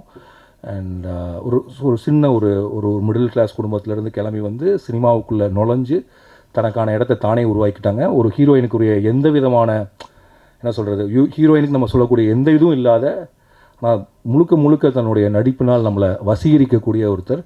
நான் வந்து இந்த ஸ்கிரிப்ட் எழுதிட்டு இருக்கப்போ அப்பன் ஒரு படத்தை பார்த்தேன். அந்த அப்பனில் ஒரே ஒரு ஷாட், அவங்க ஓடி வந்து அது ஆக்டிவ் ஆகாது, ஸ்கூட்டர் ஏதோ ஒன்று அதில் பின்னாடி ஏறி உட்காருவாங்க. நான் முடிவு பண்ணேன், இந்த பொண்ணு நடித்தா தான் அந்த கேரக்டர் கரெக்டாக இருக்குன்னு பிரதீப் சார்கிட்ட சொல்லி எல்லாம் சண்டை போட்டு இவங்க தான் கிட்டத்தட்ட அதுக்கு ஒரு 4 மாதம் நான் வெயிட் பண்ணேன் சார் இவங்கள ஓகே பண்ணுறதுக்கு. ஸோ இப்படி அப்புறம் இந்த பையனை தேடுறதுக்கு வந்து நாங்கள் முதல்ல ஒரு பையனை சரி பண்ணிட்டோம். அப்புறம் தேடி அப்புறம் இவன் கிடச்சான். பிரதீப் சார் என் பையனை நடிக்க வைக்கணும்னு சொல்லிட்டே இருந்தார். எனக்கு அவன் வேறு படத்தில் வேணாலும் நடிக்கலாம், என்னால் என் பையனை டைரக்ட் பண்ண முடியுமான்னு தெரியல. அப்புறம் ரொம்ப செல்ஃபிஷாக ஆகிடுமோ நம்மளுக்கு ஒரு இது வேறு. அண்ட் அப்புறம் கண்டிப்பாக இப்போ இன்னொரு பையன் நடித்தானா மலையில் ஏறுலாம் சொல்லலாம், நம்ம பையன் நடிக்கிறப்ப அவன் என்ன சொல்லுவான் நம்மளேன்னு தெரியாது. ஸோ அண்ட் மித்துல், அன்பு, நாங்கள் அன்புன்னு தான் கூப்பிட்றோம். அண்ட் வந்து ஒரு என்ன சொல்கிறது, அவனுக்கு நாங்கள் ஓட சொல்லி கொடுத்தோம், ஸ்விம்மிங் பண்ண சொல்லி கொடுத்தோம், வேவ் போர்டு ஓட்ட சொல்லி கொடுத்தோம், ஃபுட்பால் ஓட சொல்லி கொடுத்தோம், நடிக்க சொல்லி கொடுக்கல. அது தானாகவே வந்துச்சு அவனுக்கு. And is very easy. அவன் ஆக்சுவலாக இப்போ என் நித்யேஷ்னு ஒருத்தர் இருக்கான், அவன் நடிக்கணும்னு ஆசை அவனுக்கு சீன் நடிச்சு காட்டணும் இல்லை இது ரொம்ப கிரிஞ்சாக இருக்குது நான் பார்த்துக்கிறேன் அப்படின்றான். ஸோ அந்த மாதிரி லைக் ரொம்ப நல்லா பண்ணான். அண்ட் இங்கே இருக்க எல்லாருமே, அப்புறம் திங் மியூசிக் சந்தோஷ் ரொம்ப தேங்க்யூ. இந்த ஆல்பத்தோடு நீங்கள் கொலாபரேட் பண்ணி இந்த ஆல்பத்தை இன்றைக்கி வெளியில் வர்றதுக்கு நீங்களும் ஒரு முக்கியமான காரணம். அண்ட் இந்த மாதிரி படங்களை சப்போர்ட் பண்ணிட்டே இருங்க. அண்ட் நீங்கள் தொடர்ந்து தமிழில் நிறைய நல்ல படங்களை, நிறைய கைண்ட் ஆஃப் ஒரு ஸ்டார் பின்னாடி இல்லாமல் மியூசிக் பின்னாடி இருக்கக்கூடிய பண்ணிகிட்ருக்கீங்க. நிறைய இண்டிபெண்டன்ட் ஆர்டிஸ்ட்டுக்கு இடம் கொடுக்குறீங்க. And I'm a fan of thing music. So அதனால் அது உங்களுடைய டீம். அவர் இங்கே நம்ம மணி விடன்னு ஒருத்தர் இருப்பார், Mani, extraordinary team. Happy to work with Think Music always. And Madhan Karky sir, I want to work with you lot. Madhan Karky சாரோட ஒர்க் பண்ணுறப்ப ரொம்ப ஈஸியாக இருக்கும், லைக் நோ ஈகோ நத்திங். ஆனால் என்னென்னா கரெக்டாக டயத்துக்கு வருவார், டயத்துக்கு போயிடுவார். அது போதாது. ஏன்னா பிகாஸ் ஈ ரன்ஸ் அது சரி அதை வரைய சொல்லுவார் நினைக்கிறேன். Is doing a dream project. So அதுக்காக வேலை பார்த்துட்டு இருக்காரு. அதுக்கு நடுவில் ஆனால் அதுக்கு நடுவில் நான் டார்ச்சர் பண்ணி இப்போ டெய்லி ஒரு பாட்டு மாற்றிட்டே இருக்கேன், லிரிக்ஸை. இதை மாற்றி கொடுங்க சார், அதை மாற்றி கொடுங்க சார்னு சொல்லிட்டு. Thanks Madan sir. அண்ட் மைனா, இந்த ரஞ்சித் சொன்னார் இந்த படத்தில் இவங்க அறிமுகமாகறாங்க. இவங்களும் ஒரு இவங்க வந்து கூழாங்கல்ல அசிஸ்டன்ட் டைரக்டர் வேணி யா இப்போ வினோத்ராஜ் கூழாங்கல்னுடைய அசிஸ்டன்ட் டைரக்டர். அதில் அவங்க நடிக்கணும்னு ஆசை. ஸோ இப்போ இந்த படத்தில் நடிச்சிருக்காங்க. எனக்கு தெரிஞ்சு இவங்க நிறைய படங்கள் நடிப்பாங்க நான் நம்புகிறேன். ரொம்ப இவங்களும் இந்த பையன் மாதிரி தான். It's very easy before the camera. She acts like just like that நடிக்கிறவங்களா இருப்பாங்க. பொறாமையாக இருக்கும் அவங்களெல்லாம் பார்த்தா. ஆக்சுவலாக இந்த செட்டில் நான் ரொம்ப ரிலாக்ஸ்டாக இருந்தேன். ஏன்னா இந்த செட்டில் எல்லாருமே நடிகர்களாக இருந்தாங்க. ஸோ நம்ம வேலை ரொம்ப கம்மியாக இருந்துச்சு. லைக் ரொம்ப சிம்பிள் ஸ்டேஜிங் பண்ணி எடுத்துகிட்டா போகுங்கிற மாதிரி இருந்துச்சு. நான் நீ யாராவது விட்டேன்னா மிஸ்கின் சார் சொல்லணும் கடைசியாக. அண்ட் இப்போ மிஸ்கின் சார் என்னை பற்றி ரொம்ப பெரிய வார்த்தைகள்லாம் சொன்னார். இங்கே இருக்கவங்க சொன்ன எல்லா வார்த்தைகளும் அது என் மேல் உள்ள பிரியத்துலையும் அன்புலையும் சொன்ன வார்த்தைகளே தவிர அதை அப்படி எடுத்துக்கிறது தான் கரெக்டாக நான் நினைக்கிறேன். அண்ட் என்ன அருண் விஸ்வா அவர் இன்னைக்கு அவன் கிளம்பி போயிட்டான். அவன் என்னோடய அசிஸ்டன்ட். அவனோட படம் 3 BHK வந்து எங்களுடைய படத்தை அன்றைக்கே தான் ரிலீஸ் ஆகுது. 26ஆம் தேதி ஆடியோ லான்ச். காலையில் அவங்களோட ஆடியோ லான்ச், சாயங்காலம் எங்கள் ஆடியோ லான்ச். 2 ஆடியோ லான்ச்சுக்கும் உங்களை எல்லாத்தையும் வர்ற மாதிரி வரணும்னு சொல்லி நான் இன்வைட் பண்ணுறேன். காலையில் சத்தியமில், ஈவினிங் க்ரீன் பார்க், மார்னிங் அங்கே பார்ப்போம், ஈவினிங் எங்கள் இதில் பார்ப்போம். So 3 BHK and Paranthu Po it's like ரெண்டுமே என் படம் தான். எப்படி வாழையும் கொட்டுக்காலையும் வந்தப்போ எனக்கு ரெண்டுமே ஐயோ ஒரே நாளில் வந்துச்சுன்னு இருந்துச்சோ அதே மாதிரி ரெண்டும் எனக்கு பிடிச்ச படம். இந்த படம் அந்த மாதிரி. அண்ட் எல்லோரும் 5 வருஷம் ஆயிடுச்சுன்னு சொல்கிறாங்க. மிஸ்கின் எனக்குமே 5 வருஷம் ஆயிடுச்சு, 6 வருஷம் ஆயிடுச்சு. கடைசியாக சைக்கோ அதில் நான் இருந்தேன். அதுலேருந்து அவருக்கும் படம் வரல, எனக்கும் படம் வரல. படம் வரல ஏன்னா ரிலீஸ் ஆகலை. ஆனால் அண்ணன் பேசி நடித்து அதை ஃபில் பண்ணுறாரு. சூப்பர். அண்ட் அண்ட் எனக்கு எப்போல்லாம் ஒரு மன தளர்ச்சி இருக்குமோ இல்லாட்டி ஒரு கண்டிப்பாக டைட்னஸ் இருக்கும் நம்மளுக்கு, அந்த பிரச்சனையை எப்படா ஃபேஸ் பண்ணுறது, ரொம்ப டிப்ரெஸ்டாக இருக்கப்போ நான் வந்து போகிற இடம் வந்து மிஸ்கின் ஆஃபீஸ். அவர் பார்த்தா எனக்கு வந்து தினத்தில் ஒரு உற்சாகம் வந்துடும். ஏன்னா கொஞ்சம் அவர்கிட்ட எங்கள் தாத்தாவோட சாயல் இருக்கும். தாத்தானா வயசில் சொல்ல சாயலில் அந்த பெரிய ஒரு பலூன். எங்கள் தாத்தா எனக்கு சின்ன வயசு ஞாபகம் இருக்குது. இல்லை பலூன் தூக்கிட்டு எனக்கு நல்லா ஞாபகம் இருக்குது. பலூன் எடுத்துட்டு எங்கள் தாத்தா ஒருத்தர், அந்த தாத்தாவோடைய ஞாபகம் அப்படியே இருக்குது. இவரை பார்த்தா எனக்கு அவர் அந்த பலூன் கொண்டு வந்து அந்த தாத்தா மாதிரியே இருக்கும். அண்ட் அவர் நல்லா ஹக் பண்ணுவார், உங்கள் கையை பிடிச்சிக்குவார். அந்த ஒரு பாடி டச், அந்த அவர் கொடுக்கக்கூடிய அந்த உடலின் சூடுங்கிறது உங்களுடைய இதுலேருந்து கூட. அதே தான் Siddharth is my close friend. And இப்போ மிஸ்கின் அண்ணன்கிட்ட ஒரு மாதிரினா சித்தார்த்தை வந்து நம்ம எப்போ வேணாலும் கால் பண்ணாலும் எனக்கு தெரிஞ்சு நான் ஃபோன் பண்ணால் ஃபோன் எடுக்கிற ஒரே ஆர்டிஸ்ட் அடுத்த கால் சித்தார்த் நினைக்கிறேன், நெக்ஸ்ட் கால். அண்ட் ஒரு ரொம்ப பெரிய பிரச்சனை உடனே கிளம்பி வரக்கூடிய அளவுக்கு ஒரு நண்பர். அண்ட் எல்லா படத்துலையும் நான் வந்து பாடுங்கன்னு சொன்னால் வந்து பாடிட்டு போகிறதுக்கு அதுவும் ஒரு காரணம். அண்ட் மாரி செல்வராஜ், ரஞ்சித், மீராவோட ஹபீபி நான் பார்த்தேன் தமிழ் சினிமாவில். நான் இது உண்மையாகவே சொல்கிறேன், அன்பு பிரியத்தினெல்லாம் சொல்ல. அப்படி ஒரு இஸ்லாமிய வாழ்க்கையை, இஸ்லாமிய ஊரை இது வரைக்கும் யாருமே காட்சிப்படுத்தவே இல்லை. ஹபீபி வர்றப்ப தமிழின் முதல் தமிழ் இஸ்லாமிய படமாக அது இருக்கும். அண்ட் அதை பிரித்து சொல்கிறது வந்து அவங்க பிரித்து சொல்கிறதுக்காக சொல்ல. ஏன்னா அப்படி ஒரு ஸ்லாங் இருக்குது, அப்படி ஒரு லைஃப் ஸ்டைல் இருக்குது. அவங்க தமிழை இந்த மொழியில் பேசுவாங்கிறதே அவங்களுக்கு தெரியாது. ஸோ கிட்டத்தட்ட அவர் ஊரில் இருந்து, எனக்கு தெரிஞ்சு மீராவுடைய பெஸ்ட் அண்ட் ஃபஸ்ட் ஃபிலிம் தான். அவர் ஊரில் அவர் வாழ்ந்த வாழ்க்கையிலேருந்து ஒரு படத்தை எடுத்துகிட்டு வந்துட்டார். அண்ட் அது மீரா வந்து ஆக்சுவலாக ட்ரெய்லரே அப்படி சொல்லலாம். மீரா இஸ் டேக்கிங் அவரோட ஊரை நமக்கு அறிமுகப்படுத்தி வைக்கிறார். அதுதான் ஹபீபி. அண்ட் ஹபீபி நம்ம எல்லார் மனதையுமே அப்படியே என்ன சொல்கிறது இணக்கமாக நம்மளை கொண்டு போவோம். And it will introduce a new slang, new life style to Tamil cinema. Thank you Meera for Habibi. And so Meera அதனால சொன்னேன், இன்னும் நிறைய நல்ல படங்கள் நான் பார்த்துருக்கேன். அது தொடர்ந்து வரும்னு நான் நினைக்கிறேன். அண்ட் மிஸ்கின் நான் thank you sir, Bala sir, Kutty sir, Pradeep sir, marketing ma'am, Abhilasha ma'am, and வந்திருக்க எல்லாத்துக்கும் நன்றி. அண்ட் மீடியாவுக்கு ரொம்ப நன்றி. And thank you. இதுக்கு மேலே வேறு ஏதாவது சொல்லணுமா? எங்கே அண்ணன் இங்கே போயிட்டாரா? சரி, சுரேஷன் போயிட்டார். என்னுடைய நெருங்கிய கூட்டாளி, 7 கடல் 7 மலையோட தயாரிப்பாளர். அவர் எந்தளவுக்கு பெருந்தன்மைனா 7 கடல் 7 மலை எடுத்துட்டோம். பட் அதை ரிலீஸ் பண்ணுறதுக்கு சில சிக்கல்கள். ஆக்சுவலாக நாங்கள் ஜனவரி பிளான் பண்ணியிருந்தோம், மார்ச்சில் பிளான் பண்ணியிருந்தோம். நான் சொல்கிறேன், மார்ச்சில் பிளான் பண்ணியிருந்தோம். அண்ட் பட் அது சில விஷயங்களால் அதை ரிலீஸ் பண்ண முடியல. அதனால் நாங்கள் பறந்து போக்கு ப்ரொமோஷனே பண்ணாமல் வச்சுருந்தோம். அந்த படம் வந்ததுக்கப்புறம் அதில் ட்ரெய்லர் லான்ச் பண்ணலான்ட்டு. ஸோ பறந்து போன்னு ஒரு படம் எடுத்துருக்கேங்கிறது வெளில சொல்லாமல் வச்சுருந்தோம். அப்புறம் அண்ணன் சொன்னார், மார்ச்சில் என்னால் முடியல, நீங்கள் பறந்து போ கொண்டு வாங்க, அப்புறம் நான் வரேன் அப்படின்னு சொன்னார். இதை எல்லா ப்ரொடியூசரும் சொல்லுவாங்களான்னு எனக்கு தெரியல. ஒரு பிரதராக, நண்பராக, ஒரு கூட்டாளியாக இருக்கிறனால அது சொன்னார். அவருக்கு ரொம்ப நன்றி. அண்ட் அதுக்கப்புறம் இந்த படத்தினுடைய எடிட்டர் முதல்ல பேசினார், VS மதி. அவர் டைரக்டராகவும் வந்தான். எங்கூட வந்து பேரன்பு வந்து சூரிய பிரதமன் தான் எடிட்டர், வாழைக்கும் சூரிய பிரதமன் தான் எடிட்டர். அவனும் என் அசிஸ்டன்ட் தான். அவன் கடைசியில் டைம் இல்லாதப்போ செல்வத்தில் ஃபோன் பண்ணிட்டு, எனக்கு யாராவது ஒருத்தர் வேணும், இந்த ஏதோ ஒரு கியூபுக்கு கொண்டு போனுங்கிறப்போ ஒரு பையன் இருக்கா சார் அனுப்பி விட்டான். அப்போ மதி வந்தான். அன்னையிலேருந்து இன்றைக்கி வரைக்கும் என் கூடயே தான் இருந்துகிட்ருக்கான். அவனுக்கு கல்யாணம் ஆகிடுச்சு. முதல்ல அவங்க அப்பா கேட்டார் எப்போ சார் படம் வரும்னு. அப்புறம் அவங்க அம்மா கேட்டாங்க, இப்போ அவங்க மாமனார் கேட்டாங்க, அப்புறம் உங்கள் ஒய்ஃப் கேட்டாங்க, படம் வருது உங்கள் அப்பாட்ட சொல்லிடுங்க, ஜூலை 4 அவர் மருமகன் எடிட் பண்ண படம் வருது. மதி தேங்க்யூ. மதி இல்லாமல் லைக் இந்த 4 வருடங்கள் தாண்டி இருக்காரு. மதி தான் லைக் இந்த படத்தினுடைய கிட்டத்தட்ட இன்னைக்கு நைட் ஃபுல்லாக தூங்கலை, ஏன்னா இங்கே ரிலீஸ் பண்ண எல்லாத்தையும் தான் ரெடி பண்ணோம், அதனால தான் கண்ணு வந்திருக்கு, மற்றபடி வேறு எதுவும் இல்லை. அந்த மாதிரி thank you. And cameraman sir Ekambaram sir. And Ekambaram sir இன்றைக்கி இல்லை, ஷூட்டில் இருக்கார். வழக்கம் போல் எல்லா கேமராமேன் பிஸியாக இருக்க மாதிரி தான் அவரும் இருக்கார். அதனால் கலர்லாம் நம்மளே பண்ணிக்கிறோம் டிஐலாம். அப்புறம் இந்த படத்தை ஜூலை 4 திரைக்கு கொண்டு வரக்கூடிய ரோமியோ பிக்சர்ஸ் மிஸ்டர் ராகுல், அவருக்கு படம் ரொம்ப பிடிச்சிருந்துச்சு.